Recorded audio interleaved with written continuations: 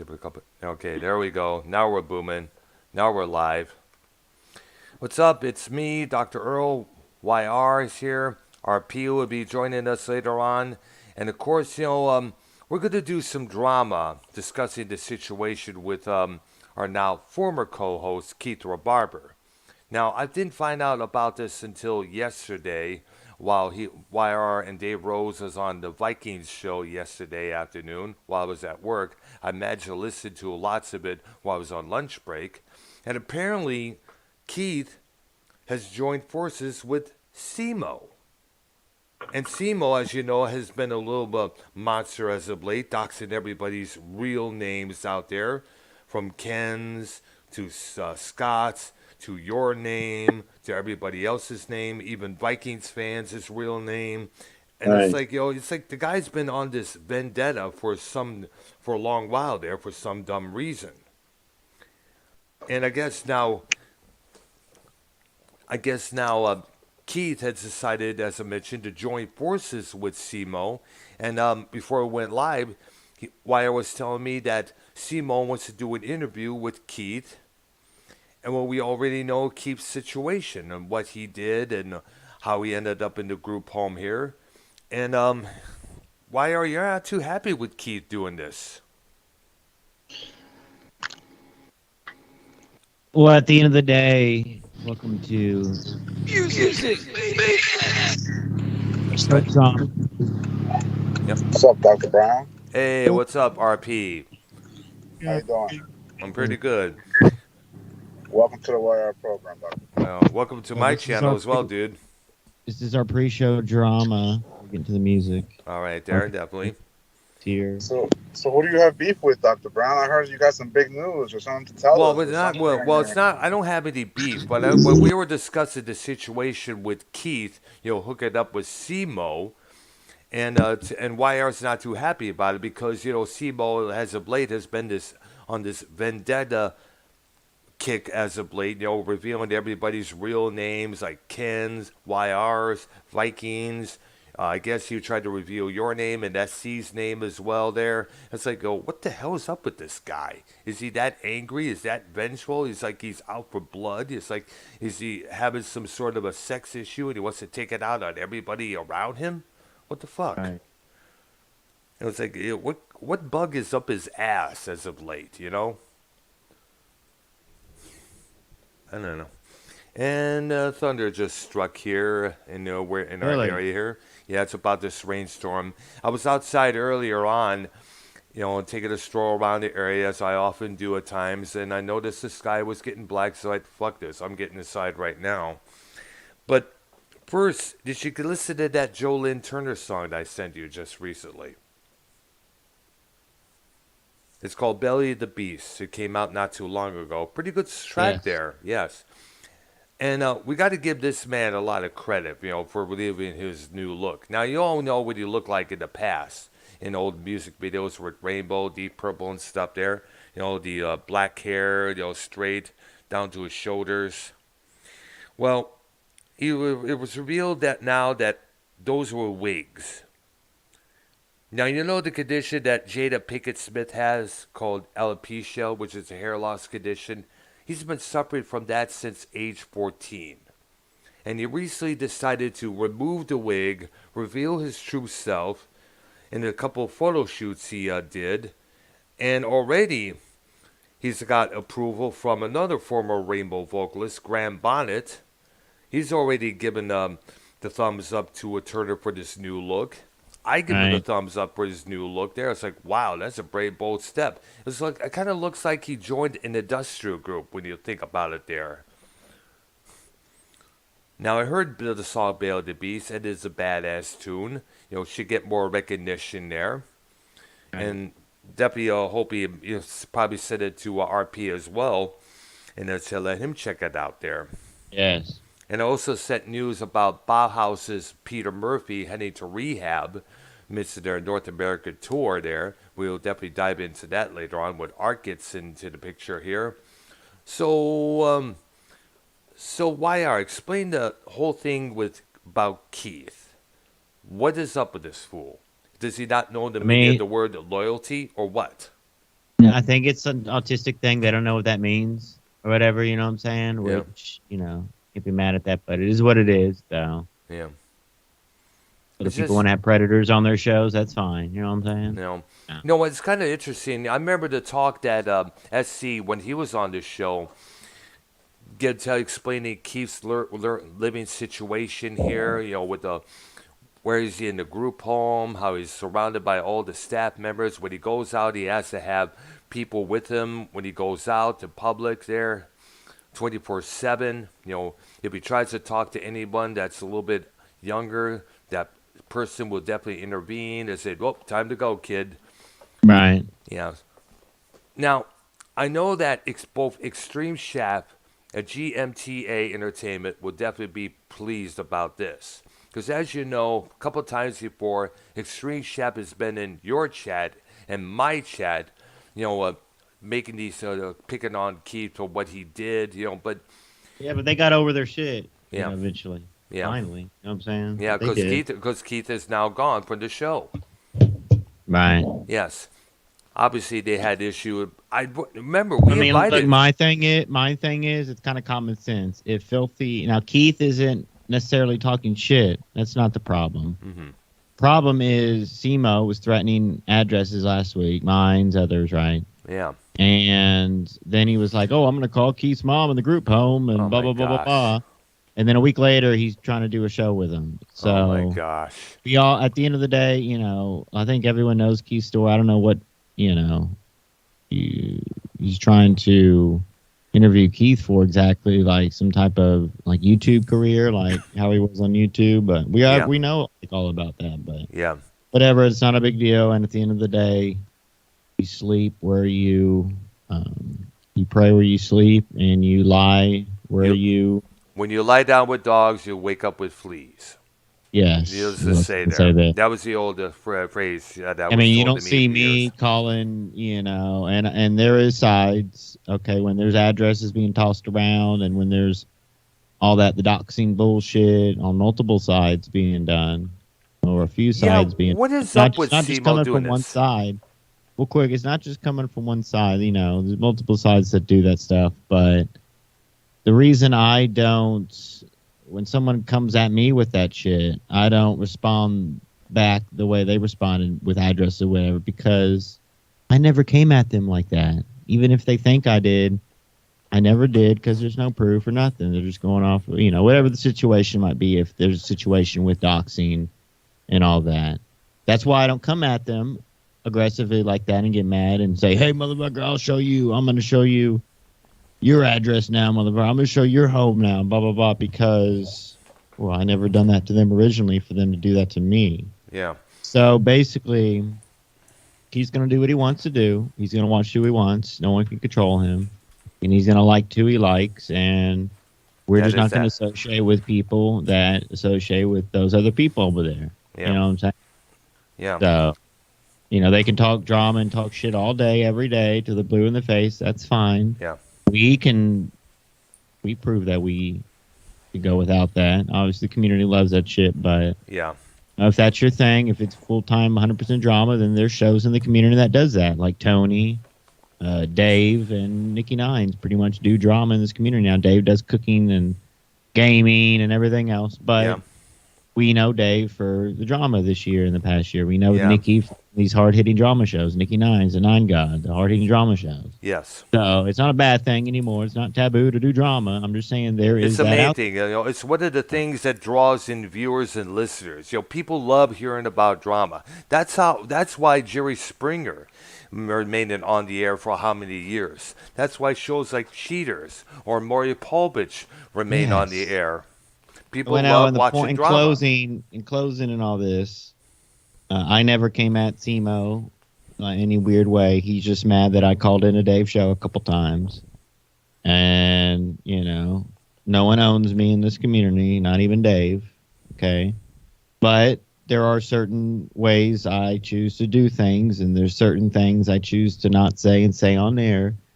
If Dave pisses me off this week, am I going to go on air and shit on Dave? No, I'll just keep it to myself and move on. Other people can't do that. and like every little thing. And I'm just bringing up Dave for example because a lot of people don't like him. A lot of people don't like those other people too. But I'm just saying, So at the end of the day, it is what it is, and Move on from there. That other side thinks this side does the things that, well, they do, and we have recent clips of them doing the things that they say that we do and other people do, but they do themselves. So yeah, I could forget about past shit. I cannot bring up. I can refrain and not bring up Scott. I've proven that I can do that. Hell, I've yet to even do a video on Scott myself there. If that's a big issue, oh, you can't talk about Scott, but he's allowed to talk about, that type shit or just whatever, right? So at the end of the day, I'll choose to what I want to speak about, and I'll choose what I don't want to speak about. And I know that when you speak about certain people, that it doesn't turn into an issue and a problem, and we're not over here to do that shit. So we'll just not respond or we'll just not speak on it. But the key thing, at the end of the day, he'll go wherever he wants, and he'll do whatever he wants. I have no control over him, and I don't agree with what he's doing, obviously, but I don't either. All I can do is just not have him on anymore. So, just so that in time he'll probably learn this lesson, when he finds out what bullshitters Simo and the Scott are, and definitely he'll come to and realize. Well, this is the thing. I know Scott won't ever work with Keith. So people need to leave Scott's name out of any conversations about Keith. It's just Keith. Keith is pretty much working with Tony and Simo, and all that. So nothing has to do with Keith and Scott. Okay.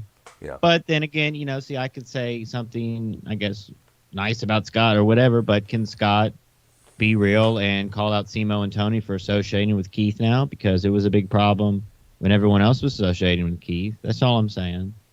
So I can meet in the middle on a lot of things and shut my mouth if that upsets people, but obviously other people can't do that, and it is what it is, and they'll continue on, and that's fine. Yeah. Everyone will meet their match one day. You know what I'm saying? They'll get theirs in the long run eventually. Well, I wouldn't even say that. Everyone will meet their match. You know what I'm saying? So. Yeah. Well. But RP is here. He's working. He had a great weekend with women. Nice. He left, I guess. He left. Oh, damn it. So we are showing this Back in Black thing right now. I have it on mute. I'll share the screen so you can see now. I got up real close eventually. It was a bar. Mm-hmm. You know what I'm saying? Was it the Scout Bar that you mentioned about not too long ago? Yes. There? Oh, wow. So it was an indoor, because usually it's outdoor venues, blah, blah, blah, but this one was indoor, air conditioning, and the stage wasn't high. The stage was like level, so look at that shit. I mean, oh, nice. Let's hear a little bit of it. Let's just hear a little bit of Brian. Yeah. Little Thunderstruck.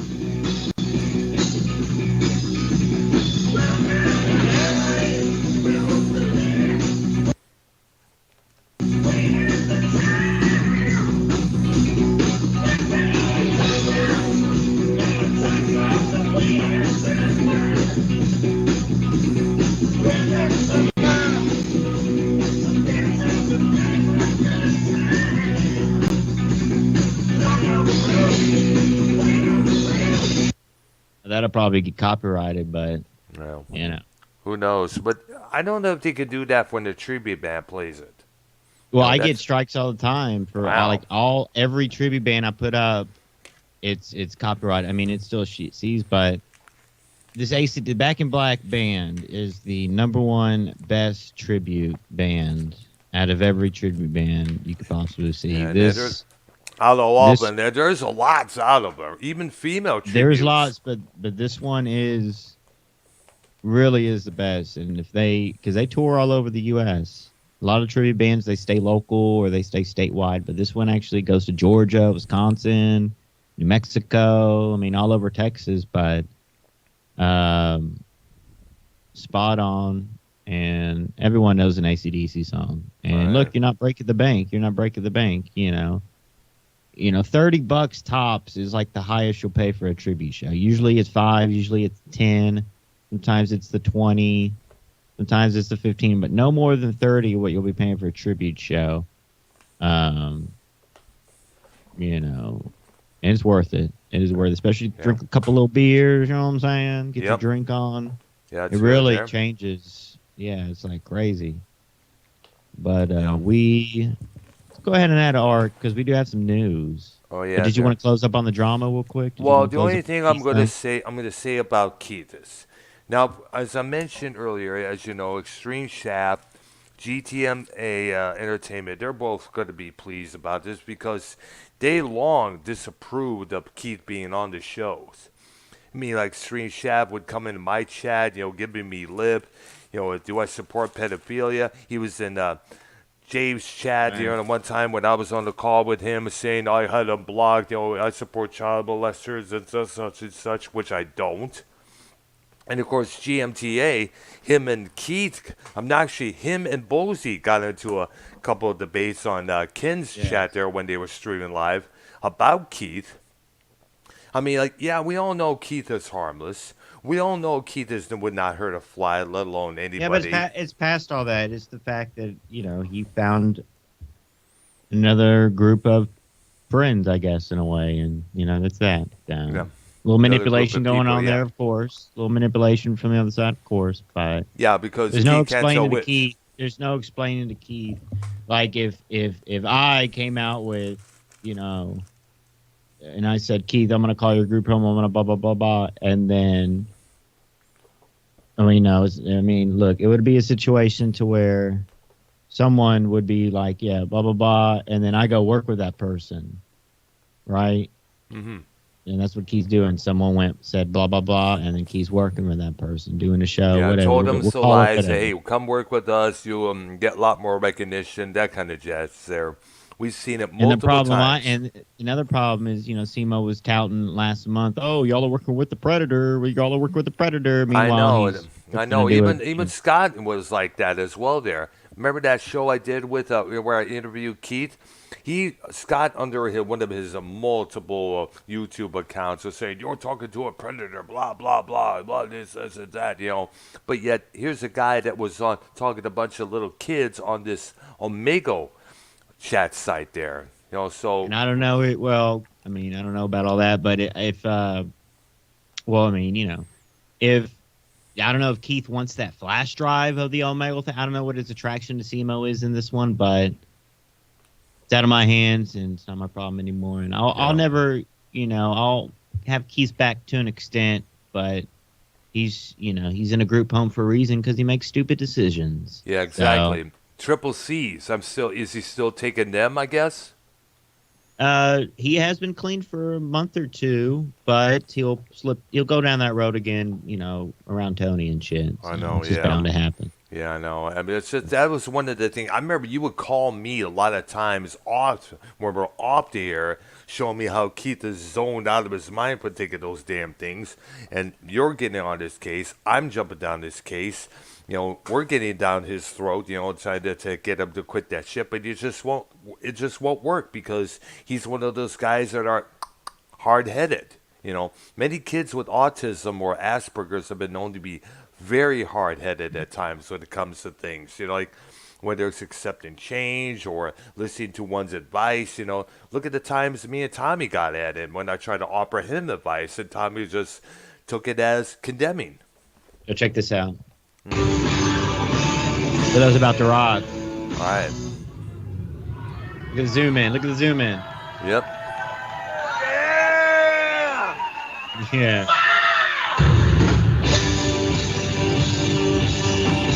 We're doing that one more time. One more time. All right. Yeah. That's some professional shit. Look at that.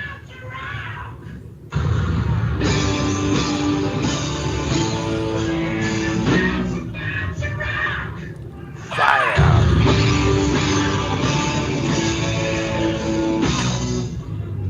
Fire. Yeah.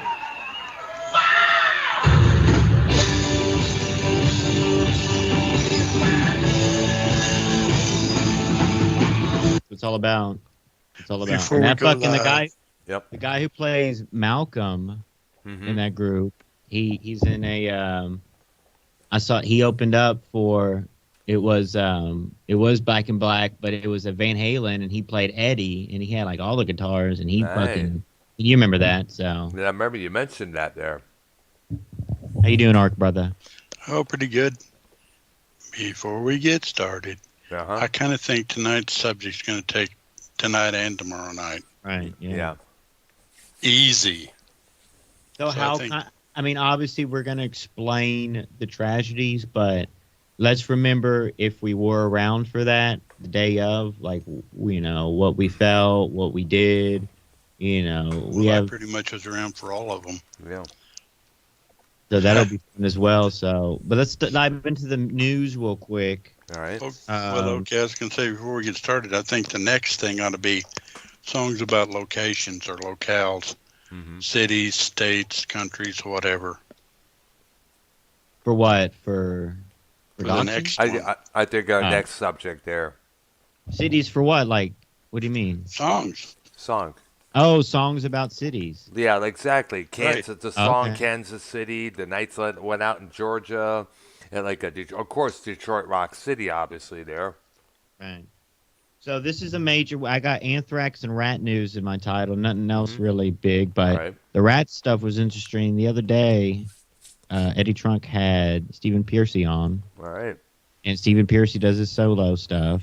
He does his solo tours, and he obviously sings the Rat songs. But he was pretty much saying, and I agree, that he toured with the Rat name with Juan Crucier and others, and basis to the story is he doesn't want to tour with the Rat name if it's not going to be the original group.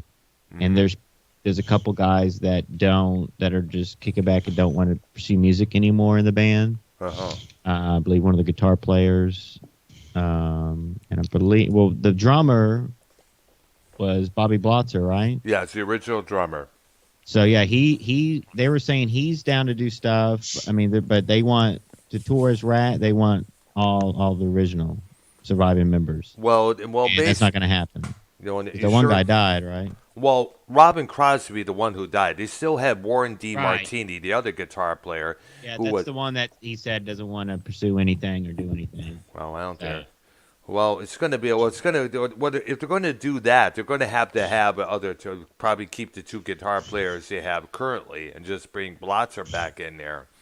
Well, Right. Blotzer gets back in there. He's going to definitely owe a lot of apologies to Crucier and Piercy because remember, back around 2015 to 2016, he had the Rat name to himself. Basically, the corporation they had at the time, WBS Inc., allowed him to do that. And I guess DeMartini and the others, tried to prevent him from using the name, but Blotzer wanted to go out there and earn money at the Rat name. Basically, a lot of people are calling him out for that, saying this is not Rat. Stephen Pearcy is Rat. Warren DeMartini, he's Rat just as well there. And this is a carbon copy of a classic band name there. Well, and people can judge with guitars and big bands like Van Halen, blah, blah, blah. But really, what's the most important thing is that original singer. Yeah. I mean, Exactly. you look at Skid Row, Yeah. not the original singer. Yeah, a couple original guitarists there, whatever. Really, just one, right? Yeah. I think so, yeah. Snake Saibo or something. Snake Sabu. David Sabu. And Rachel it's all about the Bolan. singer. It's all about the singer. Now you look at bands like Dawkins, and the singer, these days is not up to those standards as it once was. But we all know that, and we have the choice and decision to go and see bands like that or not. But the most important thing really is that singer. I mean, you look at even groups like Cinderella. They tour as Tom Kiefer's Cinderella. Or 'cause Cinderella's Tom Kiefer- Keeper there. Right. And so, but Rat, what Stephen Pearcy was trying to say there is he refuses to tour as Rat Hmm. because the original band's not there. I know. And look, he still had it. That's one of the few. That's one of the few singers that still has his voice is still. It's still good. That's- It's still, Yeah. it's great. It really is good. If you listen to some of the newer YouTube concert videos from the Stephen Pearcy solo stuff. And, I mean, it's great. So, Much like Brett Michaels with his solo band, you know what I'm saying? Mm-hmm. You know, it's all about. I mean, a lot of these bands, the lead singer was the major thing. So, As major long as, news on like, to right. look at Guns N' Roses. Remember, Axl Rose is able to get away with using the name despite being the only original member because obviously he was a singer. People focus on the singer and such. Right. Yeah. Okay, so Wire, go ahead, dude. And then Anthrax in the news, they canceled because they were touring with Black Label Society, which, by the way, that drummer of Anthrax and what's his name? Zach Zach Wild. Wild are going to Yep. be starting this December. Yep. Be touring in Brazil and all that. And they'll be starting that. So once the YouTube videos come out for that, that'll be interesting. Touring Now you as got to hear Pantera. this. Yeah, definitely. I'm looking forward to hearing the And results catch of this out. this. So this was a major news bit in the middle of the week. We missed. Dimebag's guitar tech signed off and actually got permission, blah, blah, blah, from the wife, from Dime's wife, and got some of Dime's older, some of his guitars so Zach can play them. Oh, yeah. I mean, it's going to be sounding just like, that's what he's doing. They're going to get everything ready so it could sound just like, and the drums is going to sound like Vinnie Paul and everything. So they're going to, it's going to be legit. And I've been looking at even some of these Down and Phil Insomnio and the Illegal videos. Phil Insomnio, lead singer Pantera, he's still doing solo stuff and everything. But I mean, he does, he was doing like a Pantera set this last year. The crowds are fucking insane. And I really want to hit one of these Pantera reunion shows, but I'm not one for these wild crowds. I'm not but I guess that's part of the whole nostalgia, especially with that band. And because I was looking at some Pantera stuff from the '90s live concerts, and they were wild as well. People jumping around and crowd surfing, people jumping up on stage and shit. Yep. Crazy, and those. I'm talking like a bunch of mosh pits, like multiple mosh pits. So, but it'll be worth it, I think. If you can survive that, then you know what I'm saying. You ought to check out. You ought to seen the Ministry tour in 1990 when they had this massive steel cage separating the band and the crowd. There, this was at the Latin Quarter on Woodward Avenue in Detroit, early 1990. It was a 10-man lineup there, including Martin Atkins of Public Image Limited and Killing Joke, Nivek Ogre, a skinny puppy who I met afterwards. Finally got to meet. After the show there, crowd was nuts. Crowd was crazy, and they had throughout their set they had a massive cage between the band and the crowd and security crowd because so many people have been known to jump on stage, do crazy shit, jump into the crowd, blah blah blah. It was massively nuts. There were a couple years later when Ministry played the Michigan State Coliseum during the Psalm 69 tour. I was right up front for both those shows, and I remember I was getting pressed to the point where I think my sternum was almost going to break there as a result. It's like, holy cow, dude. It's like, wow. Man. It was Sepultura. It was Helmet opening up for that particular show. But I can imagine what it's like to be up front when the crowd gets nuts, though, for that. Because, man, you never know what's going to happen. Your glasses get knocked off. You get kicked in the head. Right. But then again, all's blood and war and rock and roll, I guess. All right, there. All right, so I guess I got this little news item here. You know the band Bauhaus by chance, YR? These guys are considered. These guys are one of the pioneers of the gothic rock scene back in the before the start of the 1980s. Them, Christian Death, Alien Sex Fiend, The Cure. Bauhaus has been doing their first tour together since 16 years. They reunited twice before. The first time was in 1997. The lineup of Peter Murphy on vocals, Daniel Ash on guitar, David J. on bass, and Keith Haskins on drums. They reunited first in 1997, as I mentioned, for to do a tour there. They did one of their performances made onto a live release entitled Gotham, released that same year there. They're known for their songs like In the Flat Field, She's in Parties, and the essential classic Bella Lugosi's Dead. Whoa, she's a lady. Oh, wow. What the fuck? I don't know. Did Keith come in? No, No, Keith. No, Keith is gone. It's I Fire. think it's just us now. Please. Fire. Now, Bauhaus have canceled the remainder of their North American tour because Peter Murphy, their frontman, has entered a rehab facility to, quote, attend to his health and well-being. They got back together in 2019. The veteran goth rock band recently embarked on their first extended North American tour in 16 years. They played a series of West Coast shows in May, including a thrilling tour kicking off in Portland, Oregon, as well as a string of dates in the UK and Europe throughout the summer. Bauhaus have been set to return to the States for a fall leg beginning in early September, but now those concerts have been canceled or postponed for the time being. Ticket refunds will be available at the point of purchase. A press release announcing the tour's cancellation gave no indication as when the dates will be rescheduled. But apparently, Murphy has had to get himself together there. And speaking of which, Murphy, as you notice from the photos here, live here, sorry about that, he has decided to shave his head like Joe Lynn Turner did.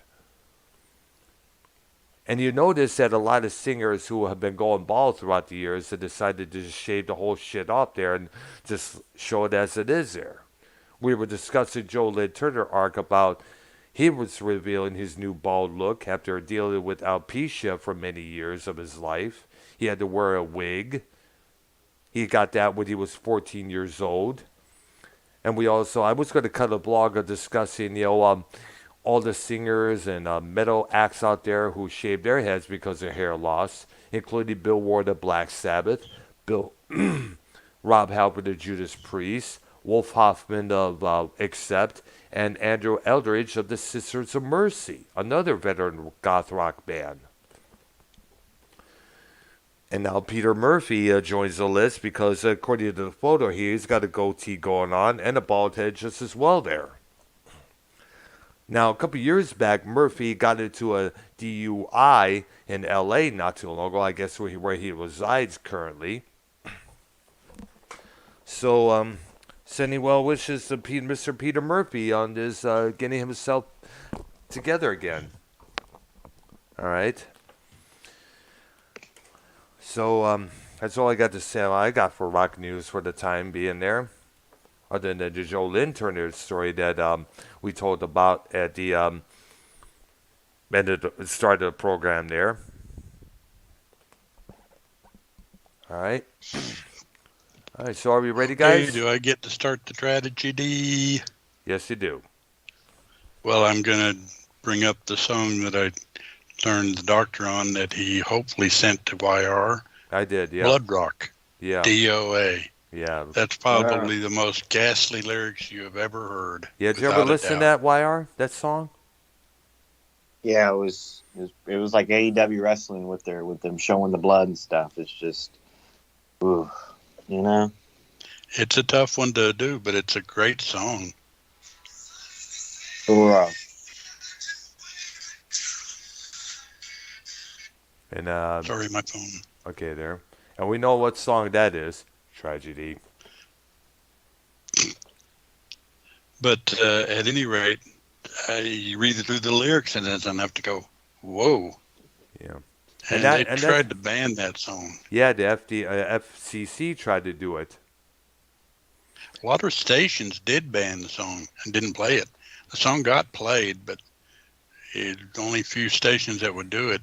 I was lucky enough to hear it when it first came out. All right. But like I said, when you read through the lyrics, it's kind of like, ooh. But apparently the guy wrote about his feelings because when he was 17 years old, he witnessed a friend of his basically die in a plane crash. Wow. He'd just gotten out of the plane because he was wanting to be a pilot, and he waved bye to his friend. The guy took off, went up about 200 feet. The plane went, dong, went down. Wow. Can imagine seeing that as a kid. Well, there goes your dreams of being an airline pilot. Yeah, I imagine after that he didn't want to really do it much. I can imagine how the kids who wanted to be astronauts in their later years in their life must have felt after seeing the Challenger blow up on live TV back in '86. Yeah.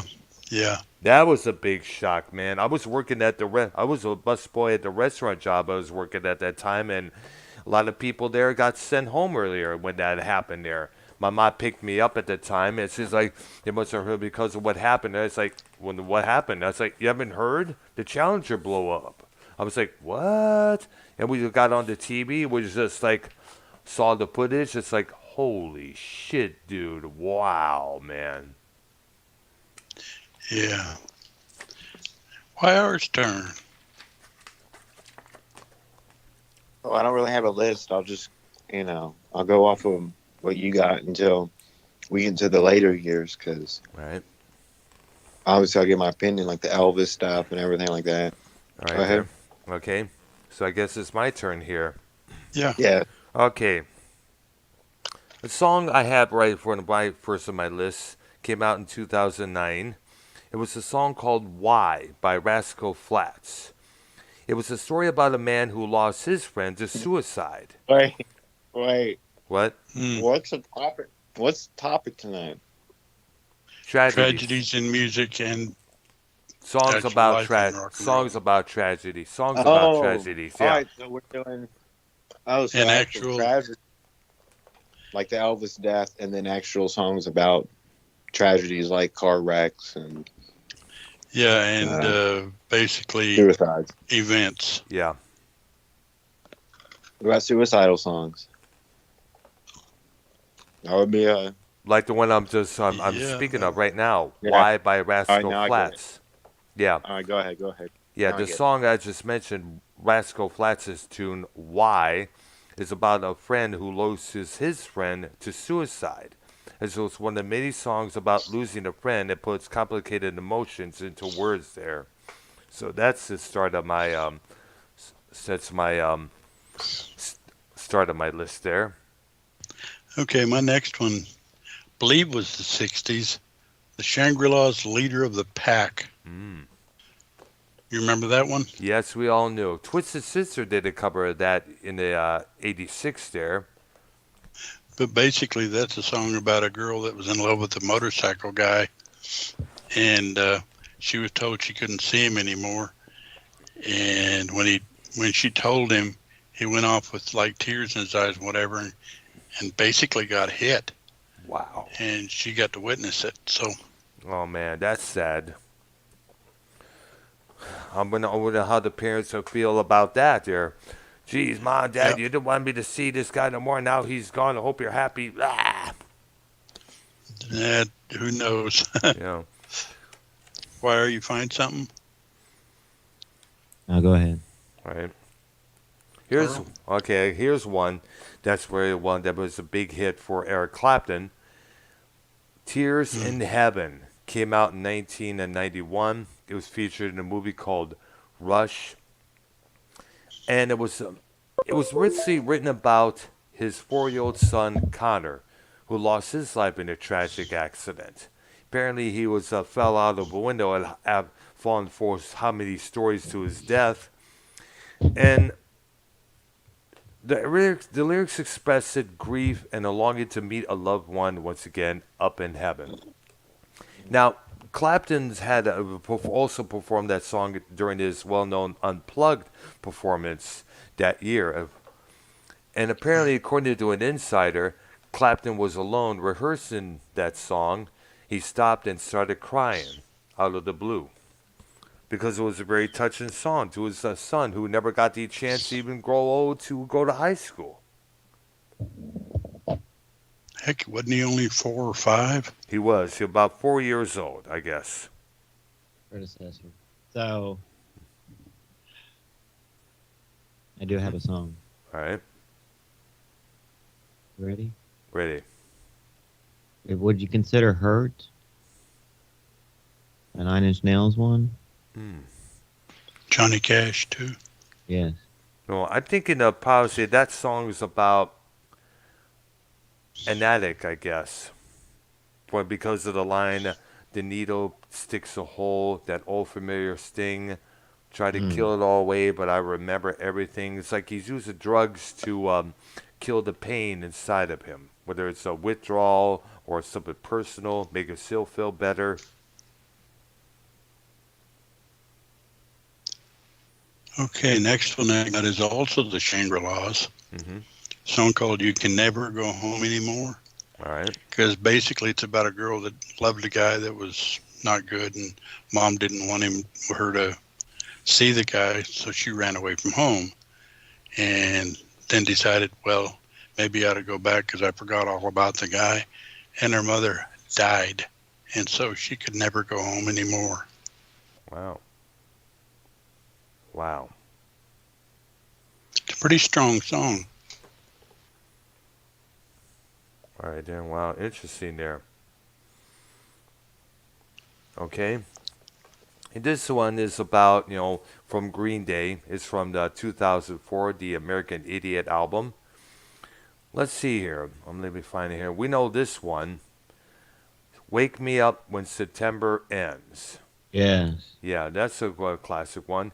It's basically about a death of a loved one. Wait, you said 2010 that came out? No, it was earlier than that. 2004. 2004. All right, yeah. All right. Yeah, there. It's about the death of a loved one. It's about how the singer feels about the death of his friend and how he wishes he could have spent more time with him. The song is full of grief and sadness, but it has a message of hope. Some believe the song is about a friend who family member of Billy Joe Armstrong who died in the 9/11.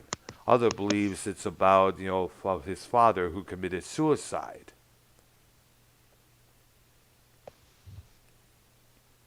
All right. Okay, my next one was also in the 60s. Sorry about that, guys, but, that's what it is. Last Kiss by J. Frank Wilson and the Cavaliers. Basically, it's about a guy that's out on a date in his daddy's car, and he swerved to avoid hitting a car that was stuck in the road, crashed, and his girl died. And so that's why he sings, "Where, oh, where can my baby be? The Lord took her away from me. She's gone to heaven, so I got to be good. So I could be my baby when I leave this world, right? Yep. Right. Yeah. Oh, where could my baby see mom to keep away from me? Man, that's something there.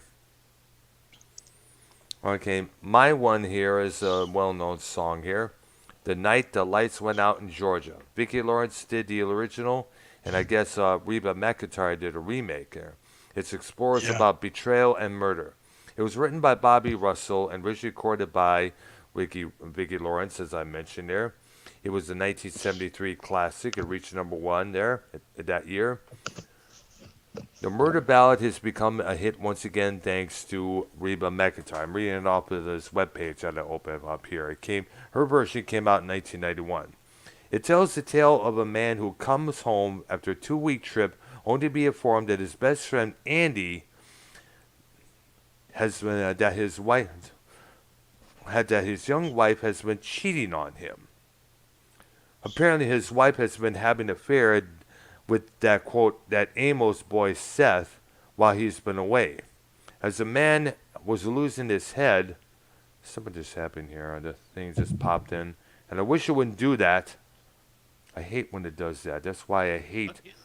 I don't know. It's just one of those things where just things pop up at the last minute. You cannot click off. Oh yeah, there we go. Okay, there we go. I had to zone that out. The man was losing his mind with his friend's news, and he was also informed, also has confessed that he had been with the man's wife as well. The man was so furious that he had determined to kill Andy. Thinking his wife must have left the town, he went home to get his gun. However, when he got into Andy's place, he came above some tracks too small for Andy to make. When he peeked around the door, he found his friend lying dead on the floor. The man got so nervous, he fired a shot into the air, trying to grab attention of the Georgia patrol that was making their rounds. However, the man ended up being arrested for murdering Andy. Eventually, he was declared guilty and sentenced to death by hanging. As the song is about to end, the narrator revealed that the man's sister, in an unexpected twist, confessed that the small tracks the man found were hers, that she had killed Andy with her own gun. Moreover, the man's unfaithful wife turned out to have never left town. She has also killed her and disposed of her body, where she's certain no one will find it. Wow, that's a murder mystery and a half. That's something out of Law and Order SVU when you think about it there. Because you know that show had a lot of plots and twists in their storylines. Okay, my next one might have been the 50s, but it was early 60s, if anything. It's a song by Ray Peterson called Tell Laura I Love Her. Mm. It's about a guy that wants to buy something for his girl, Laura, and he decides, you know what, I'm going to enter this stock car race or whatever it is, Right. and try and Laura win the Walker. money. Laura Walker. You know what I'm saying? Huh? Only know, Hmm? the only Laura I know in the community, Laura Walker. I see. But at any rate, he enters the race and is killed in a crash. And when Laura goes to see him at, his wake, funeral, whatever, he's saying, tell Laura I love her because, I'm gone. I see there, yeah. All right. Is it my turn or YR's? Well, if YR's got one, it's his turn. All right, there. See. Oh, what about? I wish you would step out from that dance, my kin, and cut ties with all the lies that you've been living in. And if that you can ever see me again, I would understand. Jumper by Third Eye Blind? Third Eye Blind. Yeah, I remember that song there. Yeah, that's about a guy who wants to jump to his death there. Commit And then suicide. I think I forget what movie it was. It might have been one with Adam Sandler in it, but it was a scene where like someone was gonna jump off the ledge and like the whole crowd, the town crowd, started singing that song. Forgot what movie that was in the chat if anyone remembers that, but yeah, the whole crowd starts singing. But yeah, that's a major, you know what I'm saying? Right. Tragedy song, like someone's gonna walk off a short pier. You know what I'm saying? I see there. My next pick is a song by Alan Jackson called Where Were You When the World Stopped Turning? And of course, you can tell by the title, it's about the 9/11 attacks. Where were you? Where were you? Thank you. And the song received numerous awards, including some Grammy Award for Best Country Song, Best Male Country Vocal Performance, Best Country Association Awards for Single of the Year, Song of the Year, and Video of the Year, as well as award from the ASCAP. ASCAP. Yeah, that's how it's pronounced there. All right. Okay, Jan and Dean, Dead Man's Curve. All right. About a guy that's out cruising, and he runs across somebody that wants to drag race him. And the route they picked took him around Dead Man's Curve. Oh, wow. And the guy, whatever that's called, where the tires squeal and all, and went off and was killed. Ouch. Wow. That's something there. Well, Doc, the last thing I remember, I started to swerve. Oh, yeah. And it And then I was, saw the Jag go into the curve. and then I guess so. One of the members did end up in a particular situation, but he didn't die. He just ended up have a brain damage as a result. I think it was Dean. Jan Jan. Berry. Okay, there. Yeah, that's the one who got messed up there. All right. He actually ended up performing again, which was kind of surprising. Yeah, which is good there. Yeah. Very good there. Oh, did you hear that Yes is doing this big tour thing? Yes. Which yes, because I understand there's so many. There was a couple of yeses out on the circuit. One with John Anderson, the other without. It's like what? It's like progressive rock, like kind of like Rush. Yes. Like progressive, like Yes made, like I think are like the forefathers of progressive rock. Oh, yeah. And, yeah. Without a doubt. Yeah, definitely. One of the big wigs of the prog rock scene there. Now, the question I want to know, is it going to be just one yes? Because there was a couple out there. One with John Anderson. We'll have to look more into it. We'll talk about it tomorrow. I just read it up so we can remember Okay, to talk about tomorrow with that more. But I have, listen, so my pick, very controversial, Murder for Fun by Gucci Mane. Now, are we allowed to do rap songs? Because every fucking rap song is about a tragedy, pretty much. Well, that probably doubles the list. Definitely there, yeah.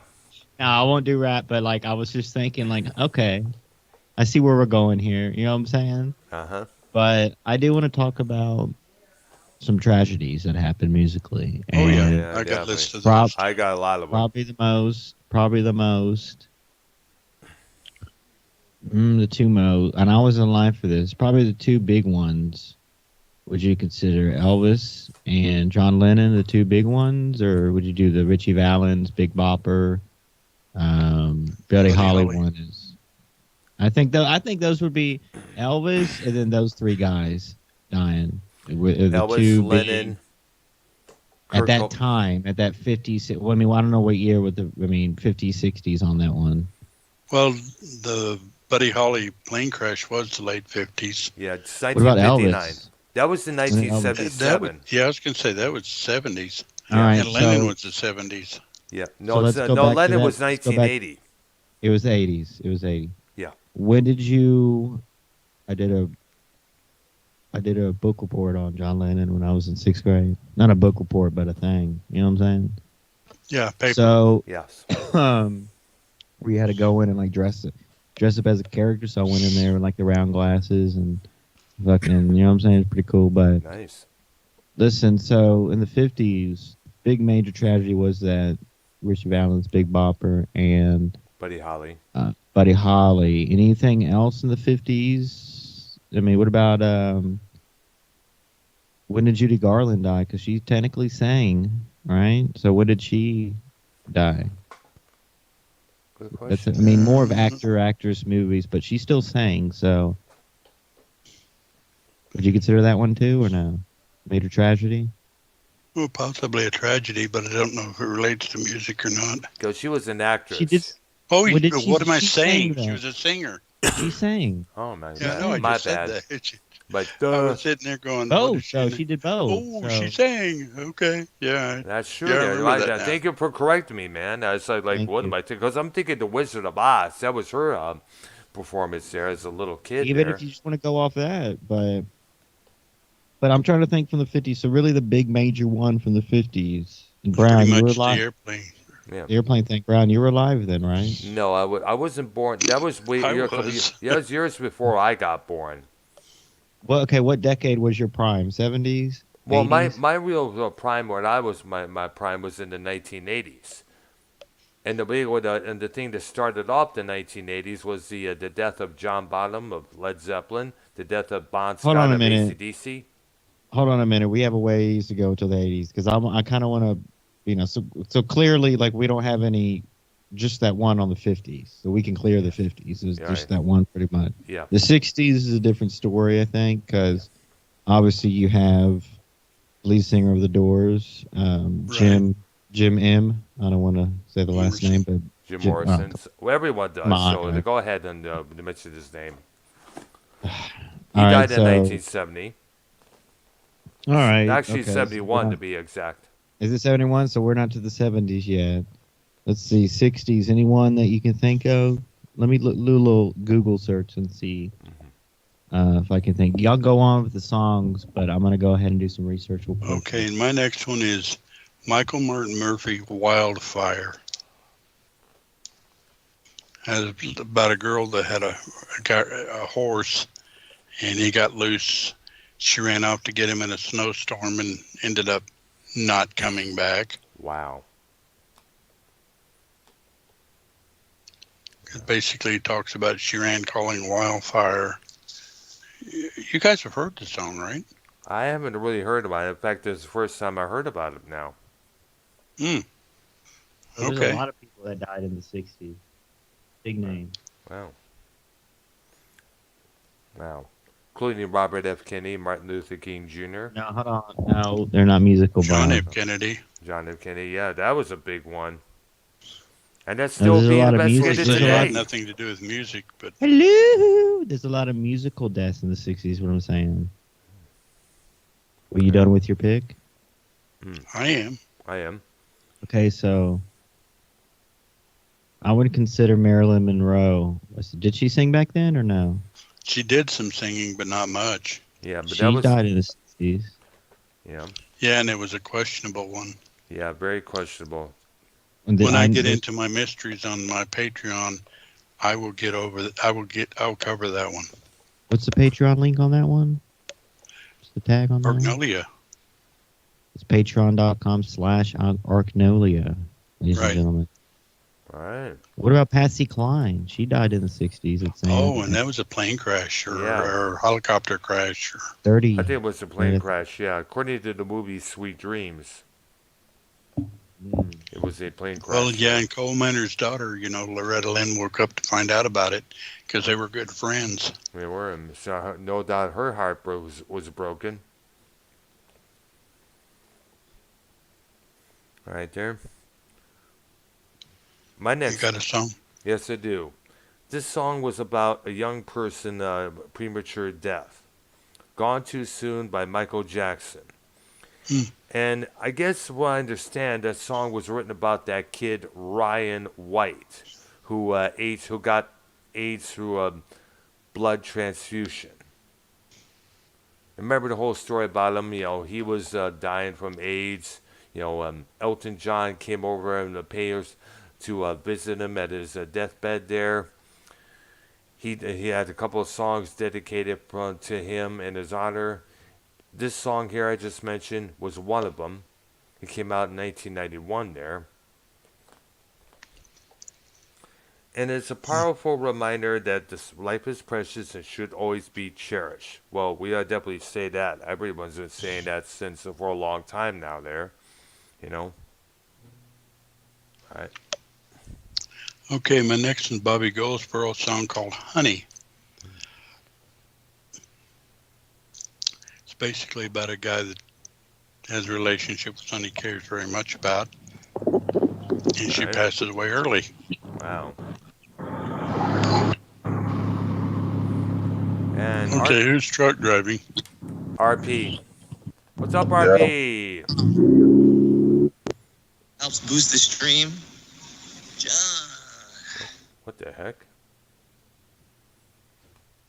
Got And something, he's- YR? Sexy It is- mom already, huh? And he just left. All right. Oh, I got a 60s event, by the way. All right there. Altamont. Oh my gosh. That was a clusterfuck from the word go, man. I mean, whose idea was it to hire the Hells Angels as security for Right. that particular show? Everybody was getting beat up left and right, including members of the Jefferson Airplane. Marty Ballin was trying to get this guy to help this guy stop being beat up by the Hells Angels, and he ends up getting a few boots marks all over him as well there. In fact, there's footage of Paul Kantner calling out one of the Hells Angels for doing so. The Grateful Dead was scheduled to play that event, and they just said, "Fuck this, we're leaving," and never decided to depart. And finally, some kid gets stabbed by one of the Hells Angels during the Rolling Stones set. It was right during one of the Right. most notorious songs at that time, "Sympathy for the Devil." They kept trying over and over, and Mick Jagger was like, who's fighting and why? Wow, that's something, man. What up? Yeah.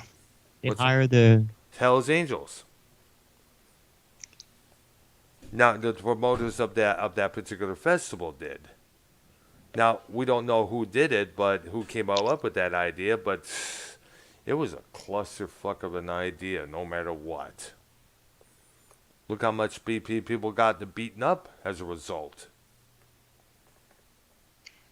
Right? Pleased to meet you, won't you? All right. My next pick is a well-known song, Fire and Rain by James Taylor. Mm-hmm. All right, there. It was written about a friend of his who he found out committed suicide. And Taylor wrote that song in response to that. The person in question was Suzanne Chenier, who was his girlfriend at the time. The death of his best friend and one of his bandmates named Danny Kortchmar. Mm-hmm. Actually, it was ADMT. no. Actually, it was one of his bandmates' girlfriends. My bad there. She had and his own struggles with mental health issues. It's beautiful, haunting, of grief and loss and healing. It's a reminder that it's okay to feel sad and angry and feel defeated in the face of tragedy, but either way, we get up and we move on from there. All right? Okay, my next one, Terry Jacks, Seasons in the Sun. Oh, that's a heartbreaker right there. It's basically about a guy that knows he's going to die, and he tells all his friends goodbye. Yeah. Yes. It's pretty much the subject matter there. All right, there. YR? Gonna go ahead and go with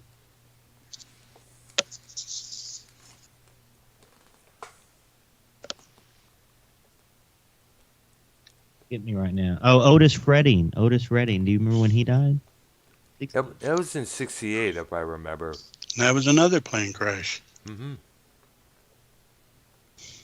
Major, bro. Sitting on the dock of the bay, watching the tide roll. Yeah, I think that song got released and he died like a few days later. Yeah.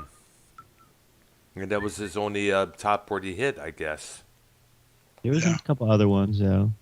I think he did this live album that came out too. I think. The Where one they I had, like, remember song- was they had a the one I remember. The one talk over me or come I'm on. trying to talk. No, go ahead. Go ahead. The one I remember was a compilation. One side it was Otis Redding, and the other side was Jimi Hendrix. And both were from the Monterey Pop Festival in '67 there. Yeah. Oh, and there was Hendrix died in the late 60s, early 70s. 1970. Okay, so Brown, you were obviously. What age were you in 1970? I think I may have been about 6 or 7. I think I around that time there. I was born in '66. Did you even know who Jimi Hendrix was? Not until when I got discovered rock and roll. And that started with the Beatles. And it was around 1977 or 78 with the Beatles cartoon. That was watching on the syndicated TV at that time in the afternoon when I got home from school. I was 20. Oh. Okay. So my next on the list, See You Again by Wiz Khalifa featuring Charlie Puth. It's a heartbreaking song saying goodbye to someone you love. The song is a perfect tribute to anybody who's lost anybody that they care about. And it has makes you feel all the feels. It's one of the best songs about tragedy. And it's also expressed feelings how to cope with tragedy. That's what the article is here I'm reading from tells you directly there. Okay, my next one is the Righteous Brothers, Rock and Roll Heaven. which is basically singing about people that have died, and if you believe in forever and life is just a one-night stand. Mm-hmm. If there's a rock and roll heaven, they got a hell of a band. I see there, yeah. What are some off the top of your heads? Well, I guess they'll be in the list, but what are some off the top of your heads? Like, is Stairway to Heaven one? Like, well, I mean, I'm sure there's a ton of Black Sabbath. Not really, because I know the song "Stairway to Heaven" is about a woman who thinks she could buy her way to heaven, whereas the narrator Robert Plant tells her not really so. That's what I understand there.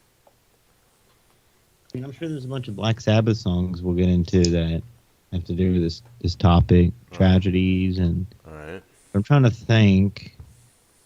I mean, go ahead, because I don't even have a list for what y'all are into right now. I'm looking at tragedies. I'm looking at actual individuals that passed, and seeing what y'all right now remember from that day. And obviously, Brown, you don't remember. Yeah. You don't remember Jimi Hendrix when he passed. Well, I was. Ark, do you remember Ark? Did you ever watch him on TV or? Yeah, I saw him. And live? There's Janis Joplin. Wow. 1970 as well there. And Mama Cass. Oh, wait, yeah. you saw Jimi Hendrix live? Well, not in person, no. Oh, okay. Probably on TV there. Right. There was a time, ladies and gentlemen, when there wasn't such thing as like hip hop and rap and pop. I mean, like the pop of today, and when it was just rock and roll. Imagine that. I mean, in country too, and big band, jazz, all that. But there was a time when there was none of this garbage that is out today. You know what I'm saying? I know, right. Yeah. Oh, we had pop, but it was. Oh, it's totally different. Yeah, it was a lot. Pop back then was performed on instruments, not on keyboards and drum they didn't machines and have computers. Exactly. They didn't have computers and all that back then. It was live instruments and all that shit. That's why if you go to some hip hop concerts, they'll have like a live drummer or a bass player sometimes. But yeah, and Lil Wayne used to do his thing with the guitar or whatever. But like most of the time, it's straight off the computer, and a lot of those they just play the song, and the rappers sometimes sing live, and sometimes they just let the song play, and they'll wave their hands up in the air like they just don't care, and grab their sack and all that, Yeah. A live rap concert isn't what does not come close to a live rock or even country show, but rock is more intense with the noise and the loudness. If it's like one of those bands, and whole different experience, just. Amazing. Go ahead. Thank you. One live act that really we often speak about industrial acts relying on tracks recorded for the computer, because obviously for the keyboards or drum machines and all that. But I call them this German veteran industrial group I call them Nightbaden. That's the second name of their whole name there. I have trouble pronouncing the first name, Incense Schanken Nightbaden. I have such a bitch pronouncing that first name there, but we often call them Nightbaden for short. They were definitely a well-respected, live-action industrial band, because they relied on a lot of things to duplicate the sounds of the records, including Black & Deckers, a lot of steel things, banging on steel drums and everything else. They even simulated, rocks falling up a slide into a barrel there. They had that when I saw them in 1993 at St. Andrews. So they definitely try to give a lot of credit for reduplicating the sound live as they did on record without using the computers there. All right. Okay, so the next on my list is by Christina Aguilera, Hurt, from 2006. It's about betrayal, heartbreak, pain. The song is about her relationship with her ex-husband, Jordan Bratman. And it's clear that she poured her heart and soul into the lyrics. It's a full of raw emotion. It's a beautiful testament a sad testament to the power of love and lost, you know? Some people like to choose to cover this song as a way of honoring those who have been through the same thing. All right? Okay, my next one is Charlie Daniels, a song called Reflection. Yeah, I was thinking about that one too, man. What year was on that one? What year was that? 1979. The album Million Mile Reflections, the one with The Devil Went Down to Georgia, is featured on. But basically, he's talking about Janis and Elvis and them passing, and then he goes into Leonard Skinner, which is a tragedy I was going to get into. Yeah, that was a gotta get big into that deal. one. Yeah, another plane crash. What was up with the planes back then? Randy Rhoads, him, fucking. Well, I understand there was not Planes just enough. come out back then, or what? Were they using like 50s, 60s planes? Well, in the case of Leonard Skinner, there was not enough fuel for that the plane can handle on. They should at least have filled up the whole tank before they took off. Right. And in the case Hey, of, go ahead. Jacob RP's in here to talk about Selena, that tragedy. But Wouldn't- go ahead, Oh, yeah. Brown. Yeah, Well, that was didn't the Randy Rhoads one, wasn't that the pilot goofing off or doing yes, stuff? that's Yeah. what I understand. Yes, as High well. on there. drugs. Yeah, I don't know what it was there, but No, I looked it. No, I looked it up a couple years ago. I looked up the thing, and they're like, his toxicology report is cocaine, and obviously, it was Oh the my 80s. gosh, never do that kind of shit there. When you don't get high when you're on any plane, let alone behind the wheel of an automobile. Have you ever seen anyone do cocaine in the 80s, Dr. Brown, when you were in No. the scene like that? No, I never saw anybody do cocaine Like at there. concerts, people do that, or not? No, never had. The one time I remember seeing this band play at the Ritz in Roseville. It's a couple of guys with passengers right around. Then one of the bouncers was tapped on the shoulder by somebody else, pointed to these two stoners. Bouncer went up, grabbed those two guys, threw them right out. There you go. I mean, that's kind Actually, of I gay. had Selena on my list. Yeah, That's that kind of was gay. People. I mean, do you mind when people smoke at concerts weed or no? not really, no. It's just the other shit that, like whether it's opium Right. or heroin or I mean, that shit. Fuck They don't that. do that But- at concerts. Nope. That's funny you mention that because when I went to the Black Sabbath concert, the guy next to me was puffing on the weed, and he reached over and tapped me and offered me it, and I'm going, no, thank you. I mean, a lot of people look. There's more people now, and I know back in that day, marijuana was looked at as way different than now. But now, like people, just as much, if not more, people smoke weed and drink nowadays. So it's common, and at a concert, it'll be there. Certain independent, definitely a lot of rap ones, certain rock, hip hop ones. But none of these tribute shows I go to, you can't. People don't do that. It's a drinking atmosphere. It's a That's about it. drinking vibe, which That's is fine. about it. I mean, look, I want to drink, but I'm not trying, and I think a couple Coronas really hit for me. I like the Coronas. You know what I'm saying? Look, Something light. yeah. And Well, if JP or RP Right. wants to talk about Selena, let him have the floor. Yeah, I was gonna say go he was ahead, RP. okay. well, Bro, because He's gone. He left again. Well, I'll add him back in because All right, yeah, every definitely Hispanic family I know in Texas for sure. I don't know about other states, but every Hispanic family was into Selena. They had like pictures of Selena, like shirts of Selena, all this shit. I don't know. It's probably because Wasn't And she there's the still- one killed by her biggest fan, yes, club manager, or whatever? Yes, exactly. Yeah, her name was Lawanda. Apparently, this kind of girl has like an like how obsession over her. people in California, the hip hop community, like worship Nipsey, like Nipsey Hussle, Yeah. or people do like Kobe now, like in Texas, in Houston area, and all that. It's like all about Selena, like Selena. I don't know about other states, like with Hispanic families. And you know what? but I believe that because I Thanks. still see Selena shirts at the nearby Walmart Yes. or that merchandise store there. She's still loved and worshipped and respected here, even in this day and age.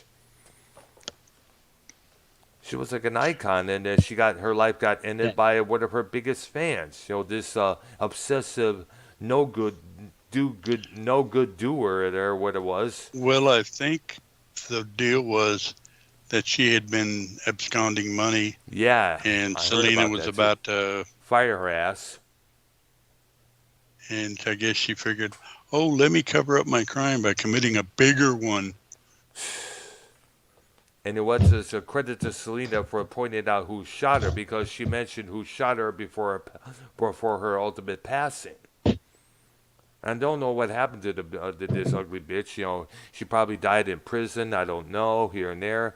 There was a couple documentaries detailing the whole thing of what she did and that. She was like this ultra obsessive woman, you know, over this gushing over this singer here, blah blah blah. RP, you back? Yeah, what's up, guys? Yeah, we were talking about Selena. There, I know you wanted to mention her. No, when did I say that? YR did.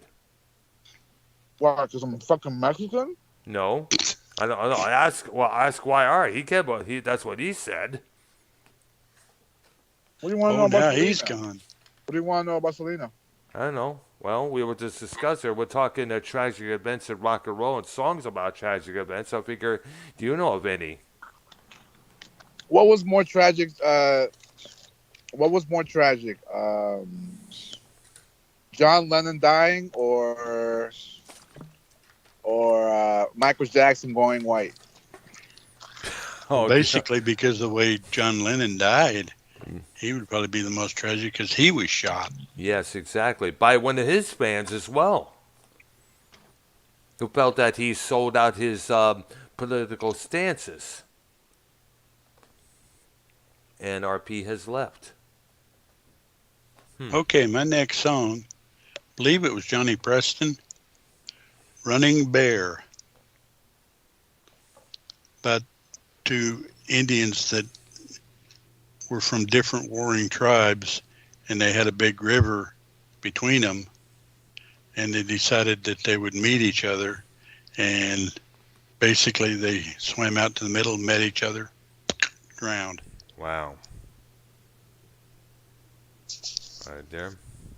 Okay, and the next one on my list is by song by Steve Wariner, well-known, respected country artist. Holes in the Floor of Heaven, and the song is about a man who loses his wife in a tragic car accident, and he sings how he cannot imagine living without her, and how he feels that he's lost everything.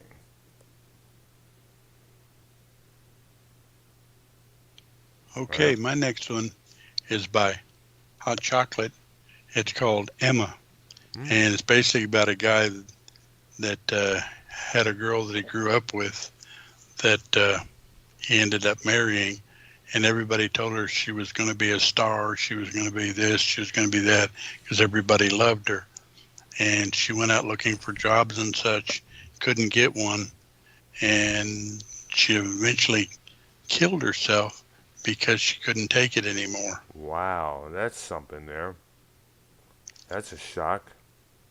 Yeah, it's actually a good song, but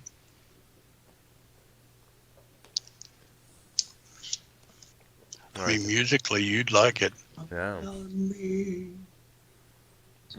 Right. Okay, my next pick is a song by the metal band Seduce.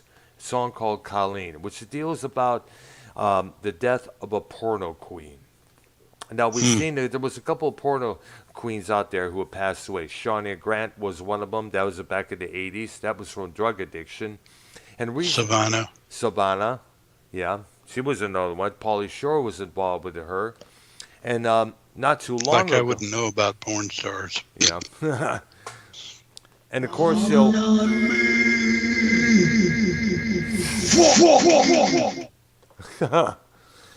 And of course, we not too long ago, Dakota Sky, who had a long history of addiction issues. And eventually, those addiction issues caught up with her and ended up taking her life as a result. And this was about last year when they found out that she had passed away. She was 27 years old there. They found out? Yeah, they found. Oh, yeah. Well, I did a vlog on it when I found out about her passing, and when me and Vikings fan were still on talking terms, I was gonna mention about doing the third episode of the Dirty Brown Eye drama series discussing the issues within the porn industry. How you gotta do, how much drugs did the porn yeah, because you all know the situation with porn stars. They're often hooked on drugs. They have to keep their dicks hard, their pussies wet at all times. And so they got to do all these drugs. I mean, it's pushed on to every performer at almost every second, Because you can't be performing, all of a sudden your little dick goes, limps out at the middle of it. That's going to look embarrassing as hell. So I guess at that time, cocaine was one of the things they did to keep themselves hard like they could, And they had fluffers. Yeah.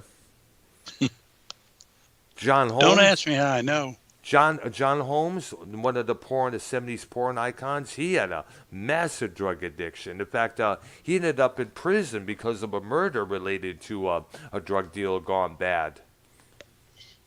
For a couple of years. He tried to get back in the porn industry, but he was blacklisted because of his drug addiction. And he ended up he ended up doing a gay porn flick and ended up getting AIDS as a result. He died in 1986 there because of that. Yes. Yeah. Wow.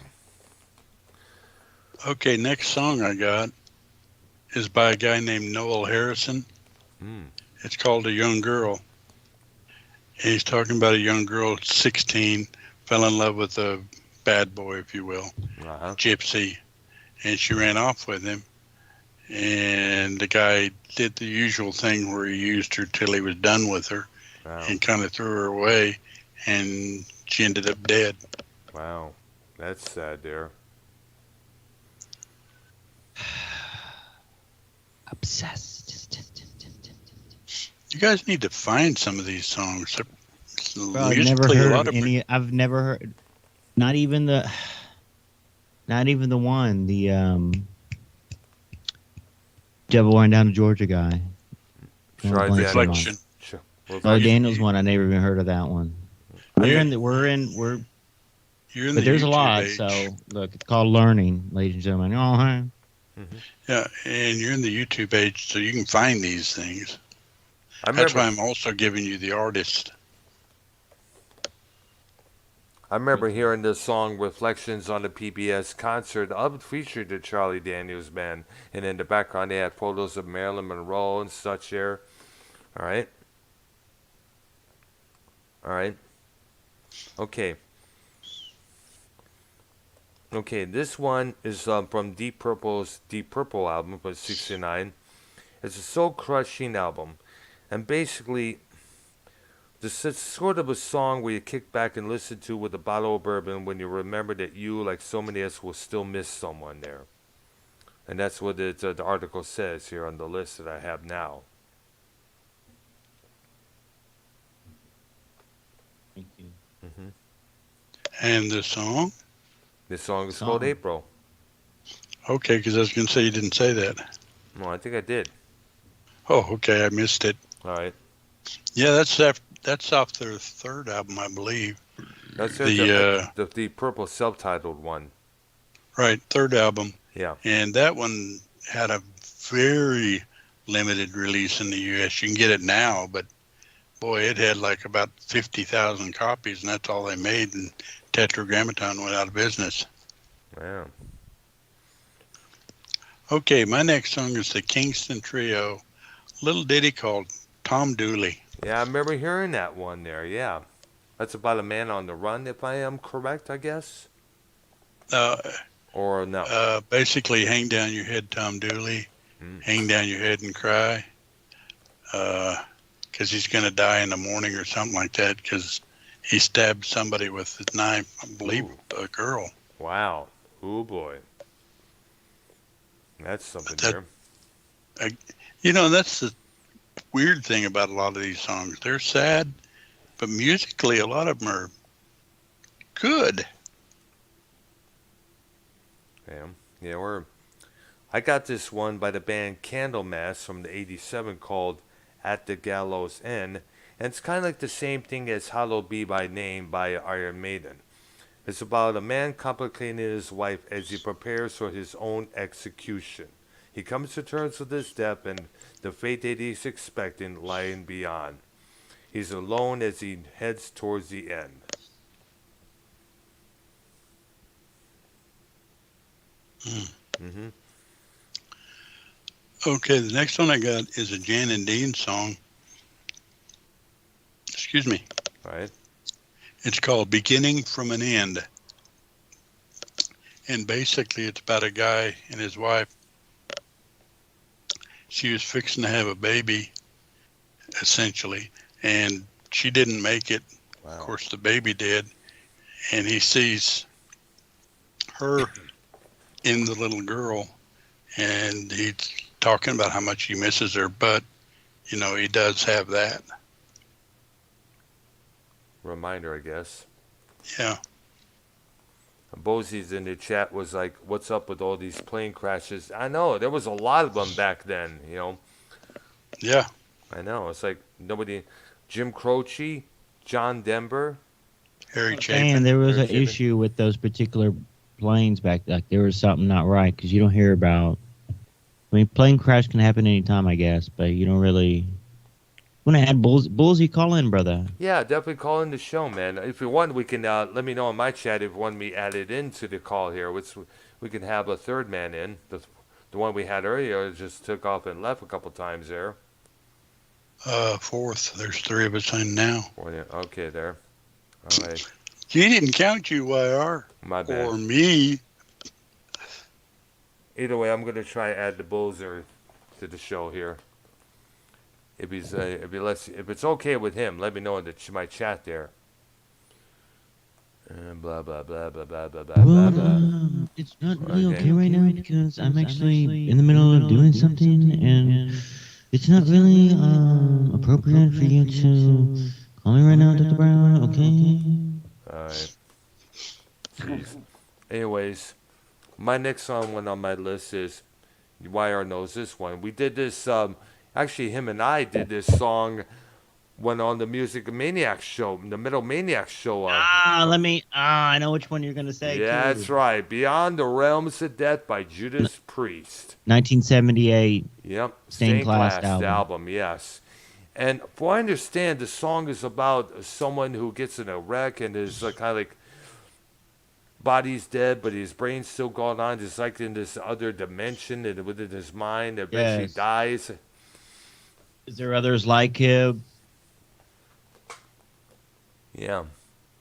Is there others like him? Yeah, no, that's Okay. That's a freaky I'm one to gonna- listen to. I'm going to come back to songs because I have some more songs, but I'm going to go kind of away to an event. How about the nightclub that burned down in Rhode Island Oh, had a yeah. Great White concert? Yeah, that was a freaky Because one. I 100 heard people about that. died in that one. I know. Then over something that shouldn't have never happened. A pyrotechnic. So You you never- say 100. So you say 100. So like this I last believe it was ACDC, 100. this Yes. last ACDC show is like 100 people. So now I can see. I mean, small. I mean, it's these smaller venues, these bars, these small clubs. It's harder to. I mean, I mean, there's only a certain amount of exits, you know, and Yeah. it's certain. Well, I believe So what break that down, Brown? What happened? Like, was it an electrical deal or? No, was on that? what it was, they had a pyrotechnic that it started of a song, but the pyrotechnic was one of those flash pots, and the flash pots set these curtains in the back on fire, and the flame, everything just went boom. And everybody was rushing out when the place caught on fire. People were trampling over each other there. And one of the guitar players was killed in the Great White, fire yeah. there. Yes. And a lot of people, like Ark said, there was about 100 people died in that there. And there was not too favorable reviews of this place. It was called The Station. I mean, Scott Ian of Anthrax said it was a dive to end all dives, basically there. And was just, come on. It's like, this was a massive. This was talked about in the press for a long time there. I believe at one point it was considered the biggest tragedy in rock and roll. next to the Who. No, that only killed, I think, 8 people. No, 11. Actually, I remember it was 11 people. But it was like one of the big, but in terms of body count wise, yeah, 100 people. It's like, holy shit, dude. And like I said, it's just, the big rule is you never use flash pots or pyrotechnics when you're inside of a small club. Ever.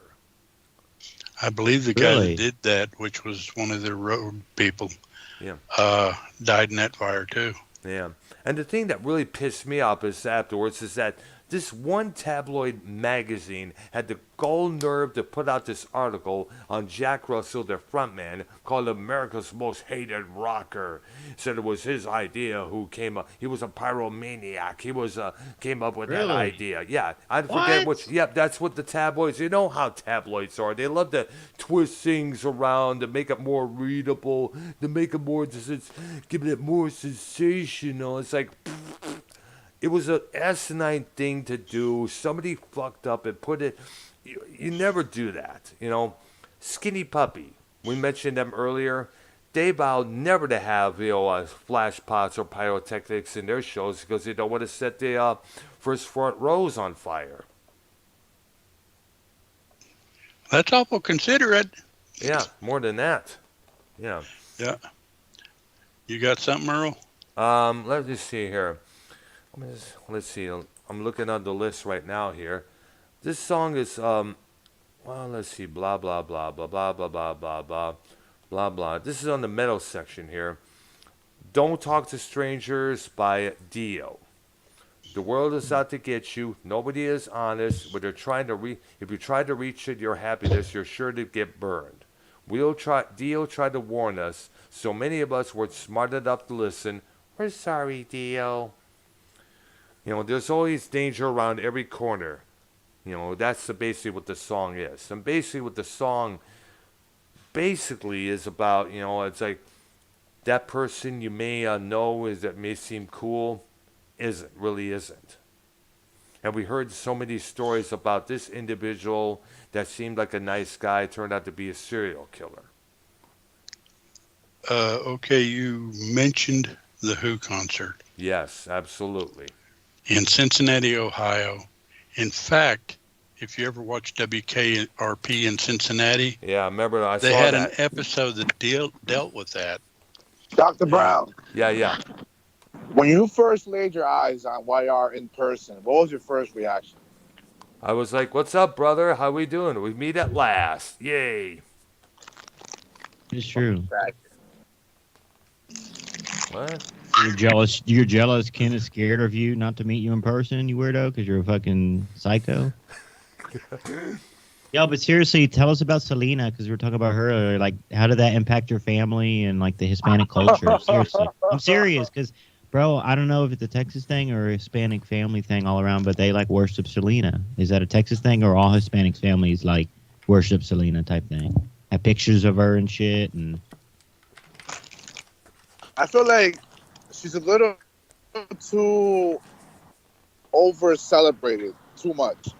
Every year on Telemundo, they show this like celebration of Selena's life every every year. And it's like, listen, understandably so, it was a sad situation, but you guys put this woman on a pedestal like she was God. Like, she was great. She had talent, but sorry about the noise. But I feel like I'm with Jacob. I on feel that. like He's- hello. Yeah. I feel like they overrate her a lot. But did they My overrate family her likes while her. she was still alive? That's the My question. family, hello. My family likes her. Obviously all the women in my family like her. Her music. Her music is still relevant to this day. Her music is still relevant to this day. yeah, fall in love with you. The girl you fell in love with last week and you broke up with, and you fell in love with another one at the club. Yeah. She looks like Selena. I could lose my hurt. Yeah, that was one Well, of the the biggest hits.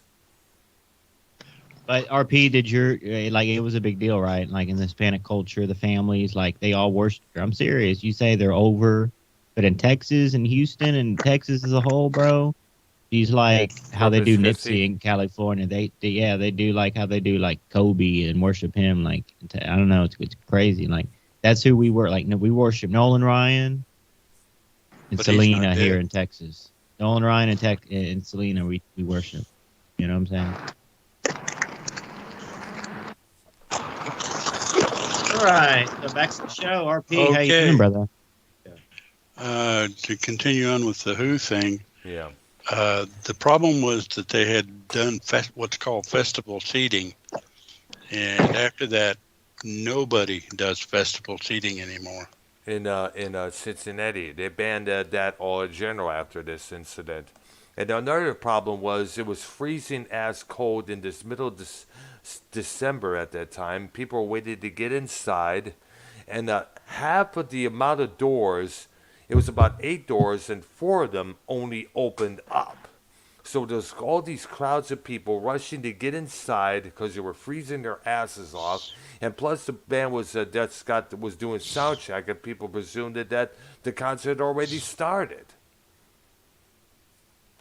So that led to everybody crushing one another, just trampling over each other there, and causing 11 deaths.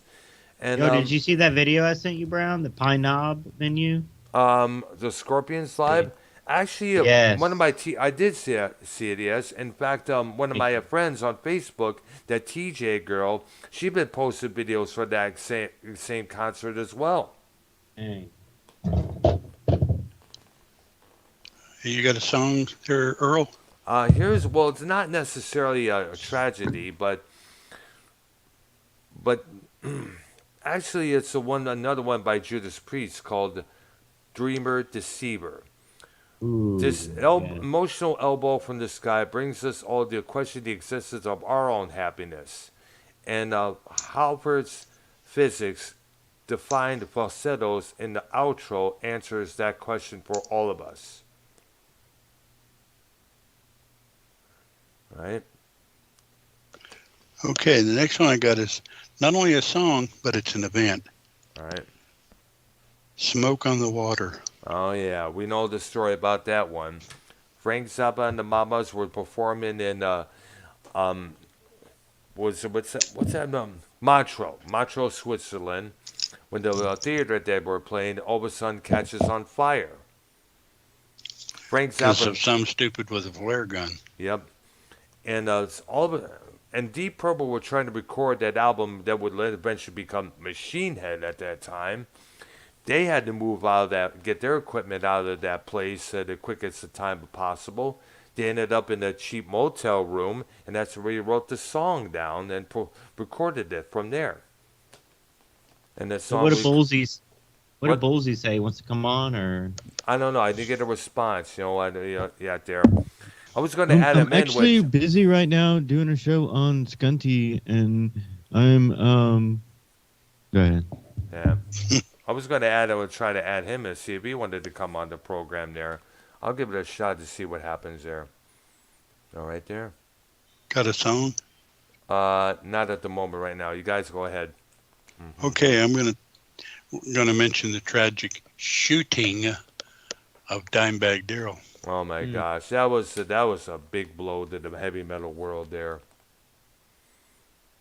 And Another one of those fan things. Yeah, one of those obsessive fans.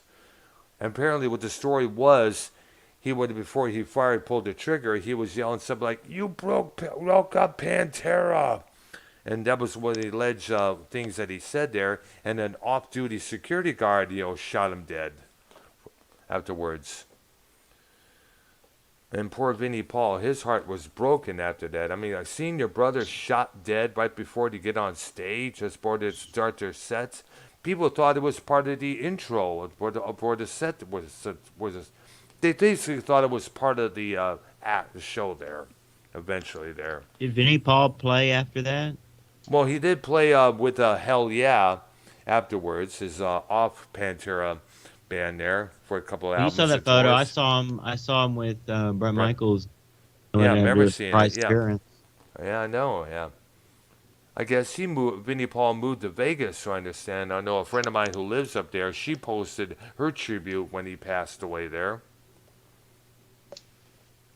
And I understand, King Diamond, when he moved to Dallas in '92, Pantera was one of the first guys who embraced his welcome.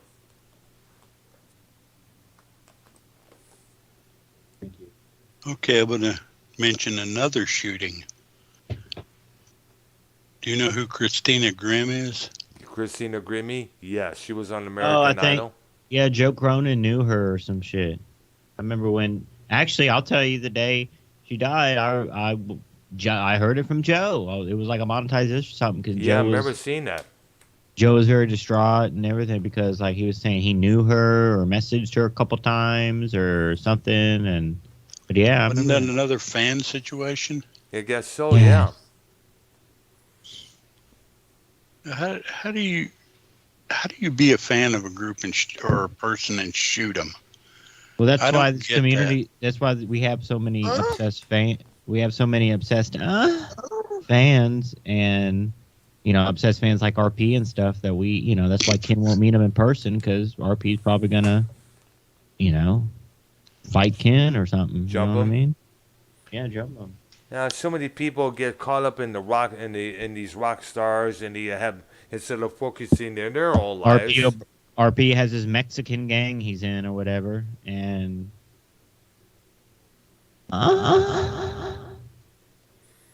thank you. But some people, just need to get a life. But unfortunately, they don't have that life. They don't have. RP was hating on Selena in the chat. By the way, people were saying who was hating on Selena. RP was hating. Oh. In your chat, that is. No, I just feel like every year they throw her a whole parade. Every year, like they celebrate her life, they celebrate her death, they show her. She's like movies, bro. Besides Jennifer Lopez, she's the only Hispanic female that's really like big type thing. If you think about it. I don't know about that. Like what other Hispanic females are like megastars? I think. Well, I said I didn't know about that. I didn't say there wasn't any. Saying there's probably there's some, but like Jennifer Lopez, she's a megastar. Yeah. You know what I'm saying? There's not really who played her in the represent the movie? culture. Who played her in the movie about Right. RP, what are you doing right now? Thank you. All right, go ahead with the next on the list. Thank you. Well, I agree with RP what he's saying about how they over sensationalize her, but then again, there are other. But I remember she was a talent and all that. She would have really made it big there when she started singing in English. But she was very beautiful.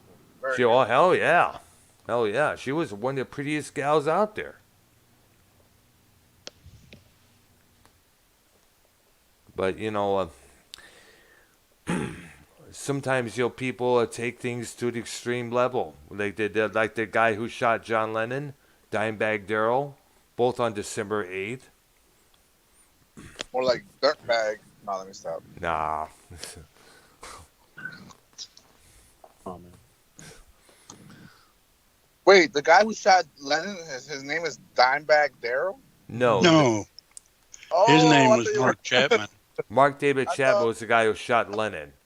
The guy who shot Dimebag Darrell, I don't know his name, but he got off by a security guard, as we mentioned. That guy who shot Lennon, is he dead or is he still in jail? No, I think he's in prison. He's still in jail, and he's not going to get out. He keeps being. No, I heard he was out on parole. Now they keep denying him parole. Every time that comes up, he gets denied. Boom. And probably just as well.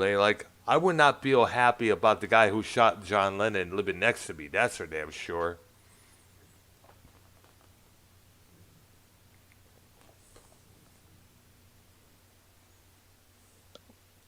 Just went silent for a second there. No, I'm still here. I know, but nobody was talking after I just mentioned that there.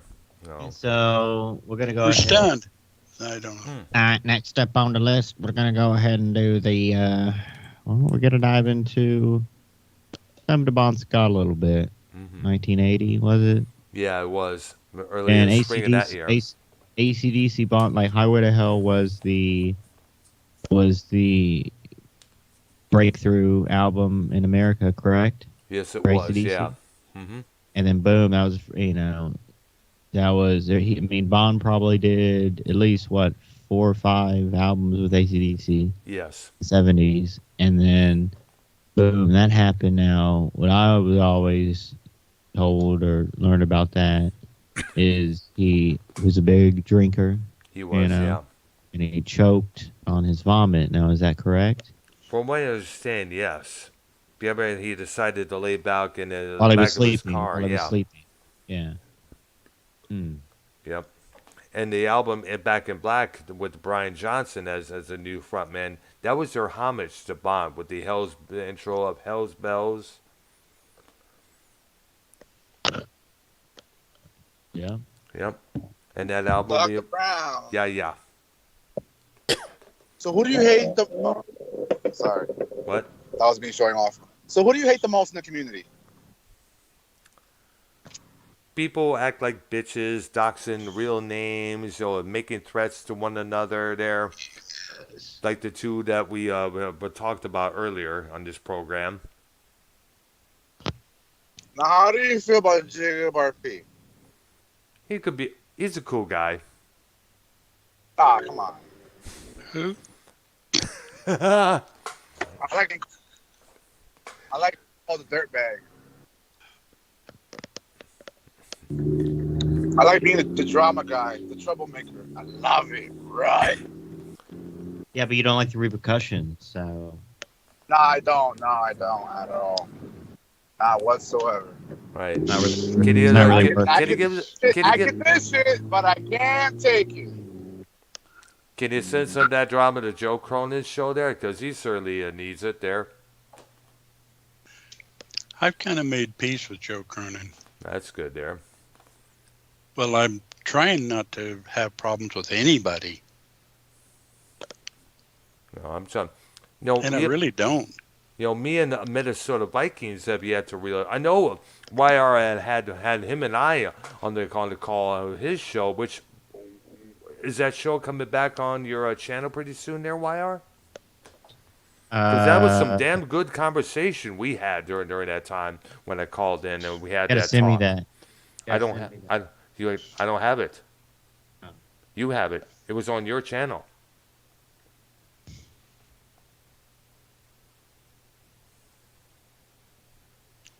Are you there? I'm there.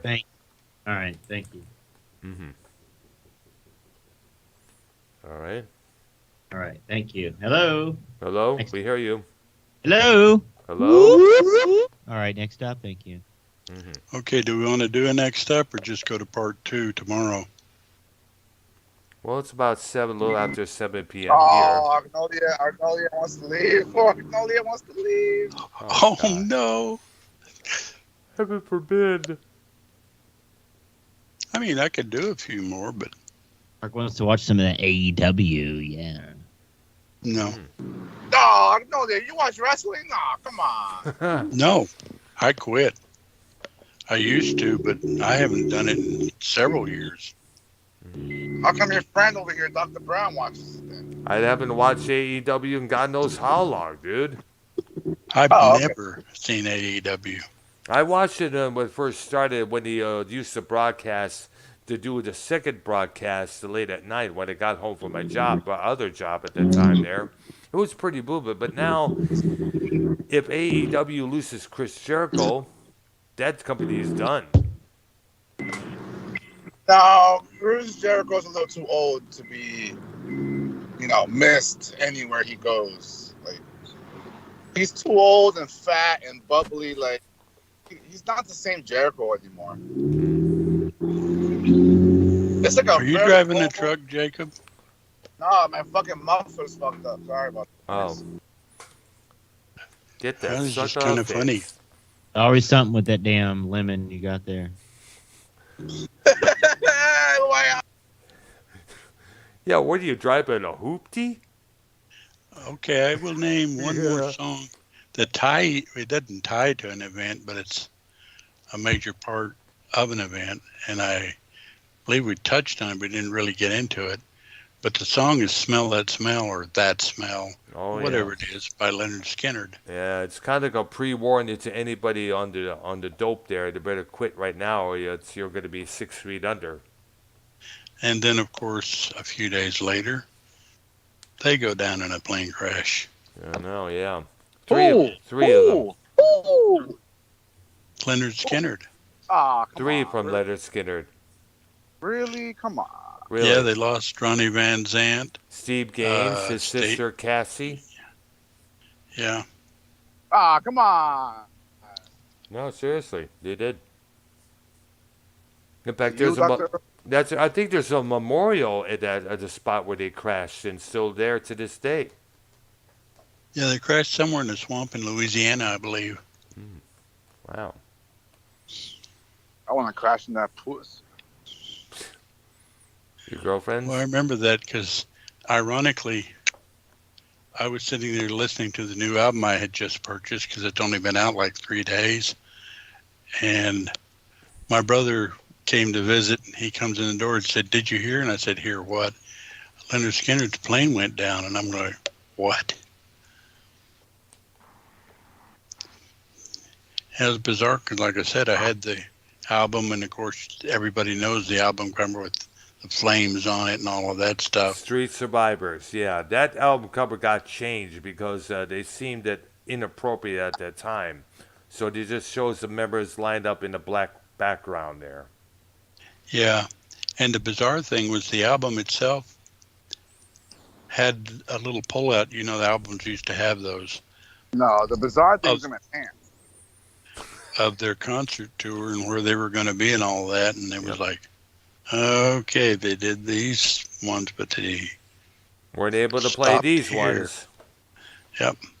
Yeah, it was kind of weird. I wished I still had that album.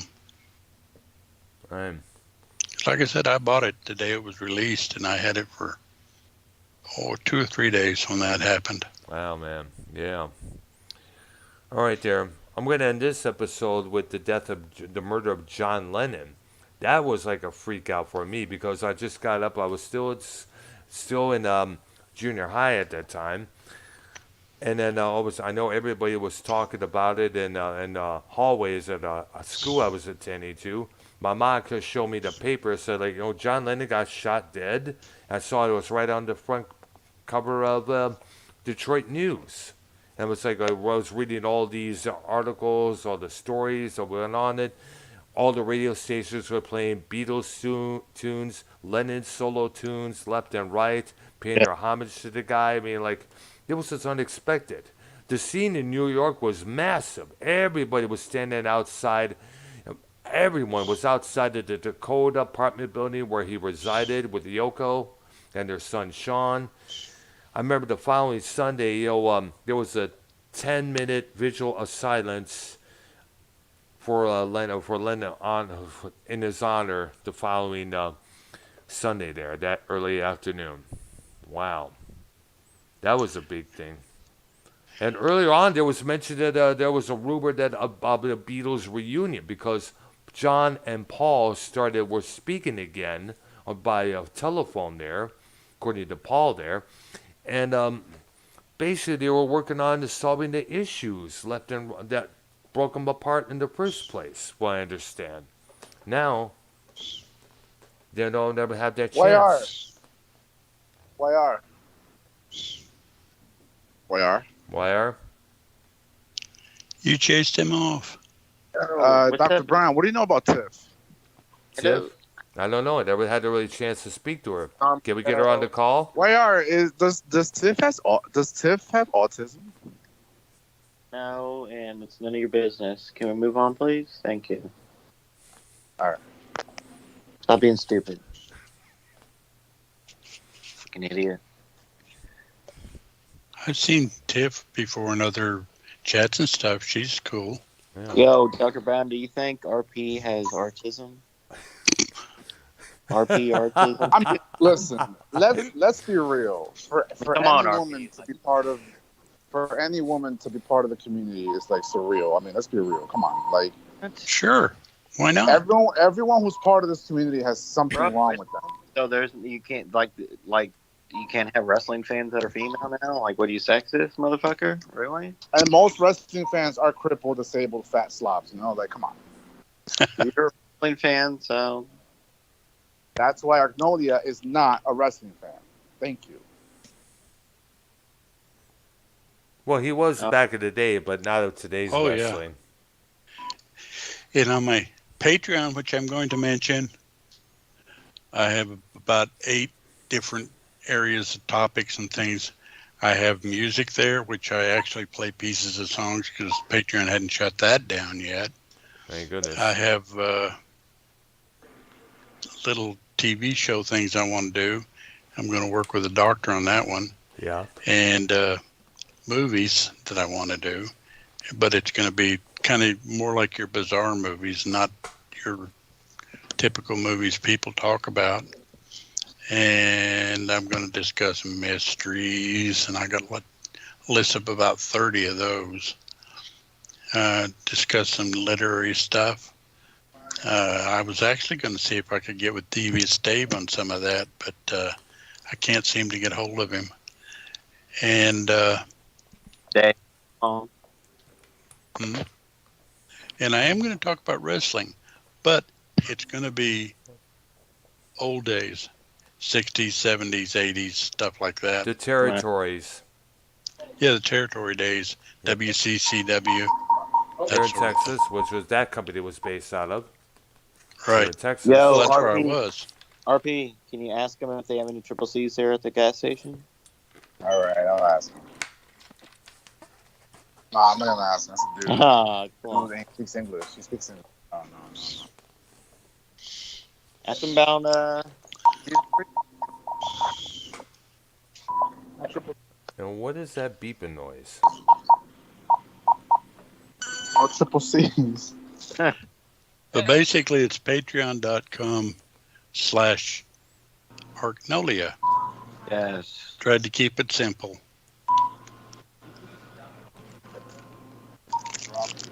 Drop my fucking. What are you trying to get? Who's trying to join? What? Better Brown, who's trying to join the call?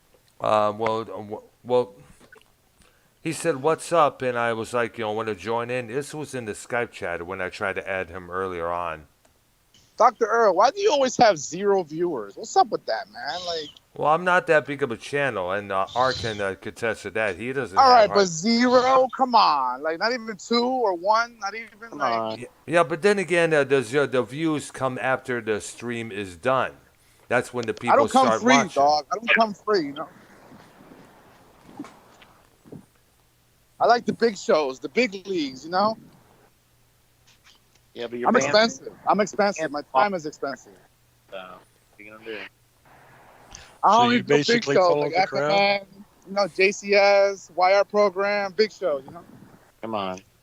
Nah, let me stop, Dr. Brown. I love you, bro. Yeah, I know you're just buffing.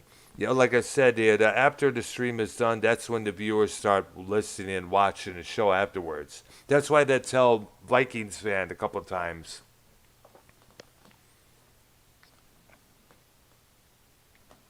Vikings Besides, Hmm? and anomaly and the anomaly and the anomaly. yeah, that. Anomaly. That's what Vikings need. He's a new head, a new brain. Yeah, Dr. lobotomy in Brown that is case. smarter. Dr. Brown is smarter than fucking Vikings. Yeah. I know when not to go off on someone. I'm a lot more Spartan mild King- mannered. Spartan King of Texas in the chat. You can definitely kiss my ass. Thank you. What did he say? Nah, he said some nice things about me, and I wasn't used to it. I'm used to people calling me a shitter and telling me to go fuck myself and to go kill myself, and whatever. Someone told me today to go kill myself. I would tell them, you first. Oh. Home sweet home. He's home. Ooh, there's a pizza box on the table. Who got pizza? Oh, has it got anything in it? Nah, just cheese. Oh, no Just problem with plain cheese. cheese slices, no pepperoni. Oh, what's pizza without pepperoni, for crying out loud? Somebody picked all the pepperoni. Yeah, what's rock without roll? You know, like come on. Yeah, as a matter of fact, What's with ice pepperoni cream lovers without from chocolate Pizza Hut. syrup? Because it's like double or triple the pepperonis. It's like RP without RY. Like, come on.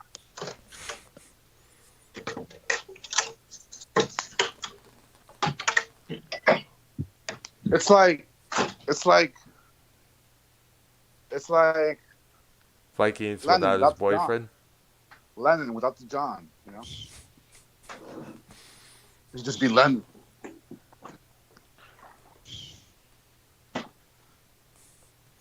All right. Uh-oh, we're getting to that point in the show where people are getting quiet. Uh-oh. I know. Let's see. I think we're. Well, we will Bodark, continue this discussion.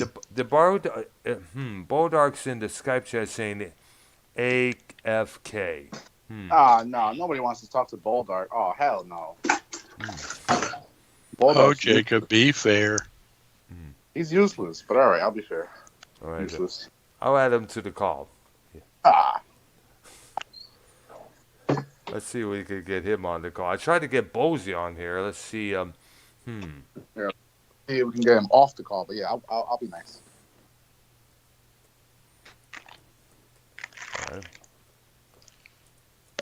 All right, there. Bodark Wolf. I had him to the call. See how he's doing there. Can't believe he's still alive, but that's another story for a different day.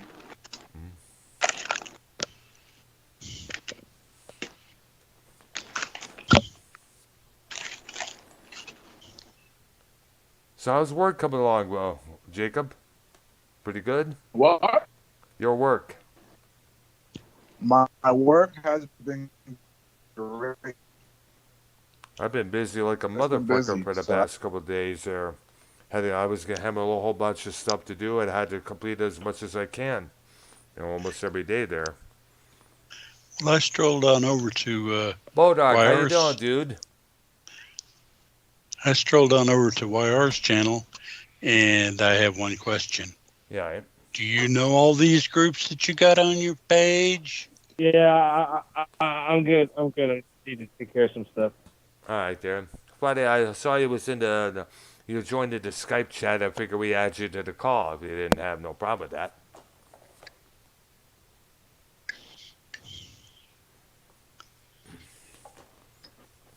So how you like the show so far, Bodark? Pretty good there? Informative? yeah. I'm just helping cooking dinner and shit, bro. I see there. All right. Yeah, I hear the noise in that background. Just don't burn yourself. Yeah. No, it's family. I'm with family now, so I'm good, bro. Okay, there. So you want us to let you go and or is you to continue? Yeah, give me a call back later or something like that, dude. All right, there. Well, got a few minutes of Bodark there. That's about it. How do we get him? Yeah, unfortunately, yeah. Boy, Okay. Jacob's tough. That's his MO. Oh, okay. I'm a spicy guy, you know. I'm spicy. Yeah, I'm spicy. Muy caliente. Should we add Bullfrog to the show now? Yeah. I wonder Bullfrog how we react with Jacob on the call here. I hope he gets swatted live on YouTube. Yeah. Is Bullfrogs now allowed to come back on shows again? Yeah, he is. Oh. All right, there. Let's see here. Okay. Haven't heard from YR in a while there. Probably stepped away, I guess. Here, Oh, I listening. know. All right, Watching there. Jake. You watching Yeah, what? but I asked you a question. You never answered it. YR? Oh yeah, the band's on the thing. Yeah, I know them. All of them? Pretty much. You know who Canned Heat is? No, do you? Yes, I shit. do. Mhm. The bullfrog's unavailable. Iron Butterfly, you actually know. Well, Inagata Devita is pretty common. Yeah. Yeah. But the other songs other than Inagata Devita.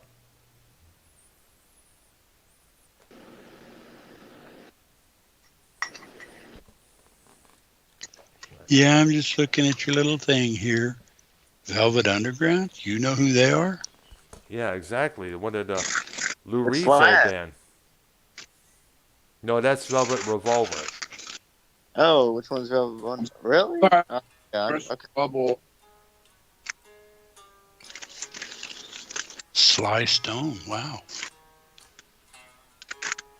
Yep. Sly and the Family Stone. Any of their songs?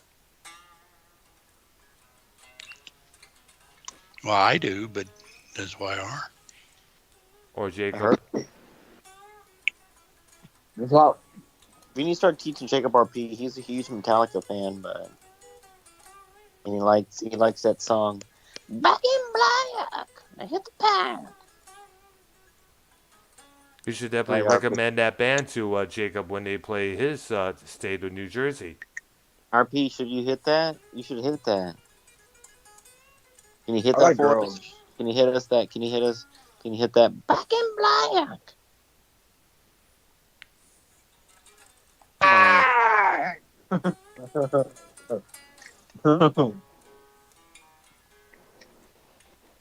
Daniel Bryan's having an amazing match right now.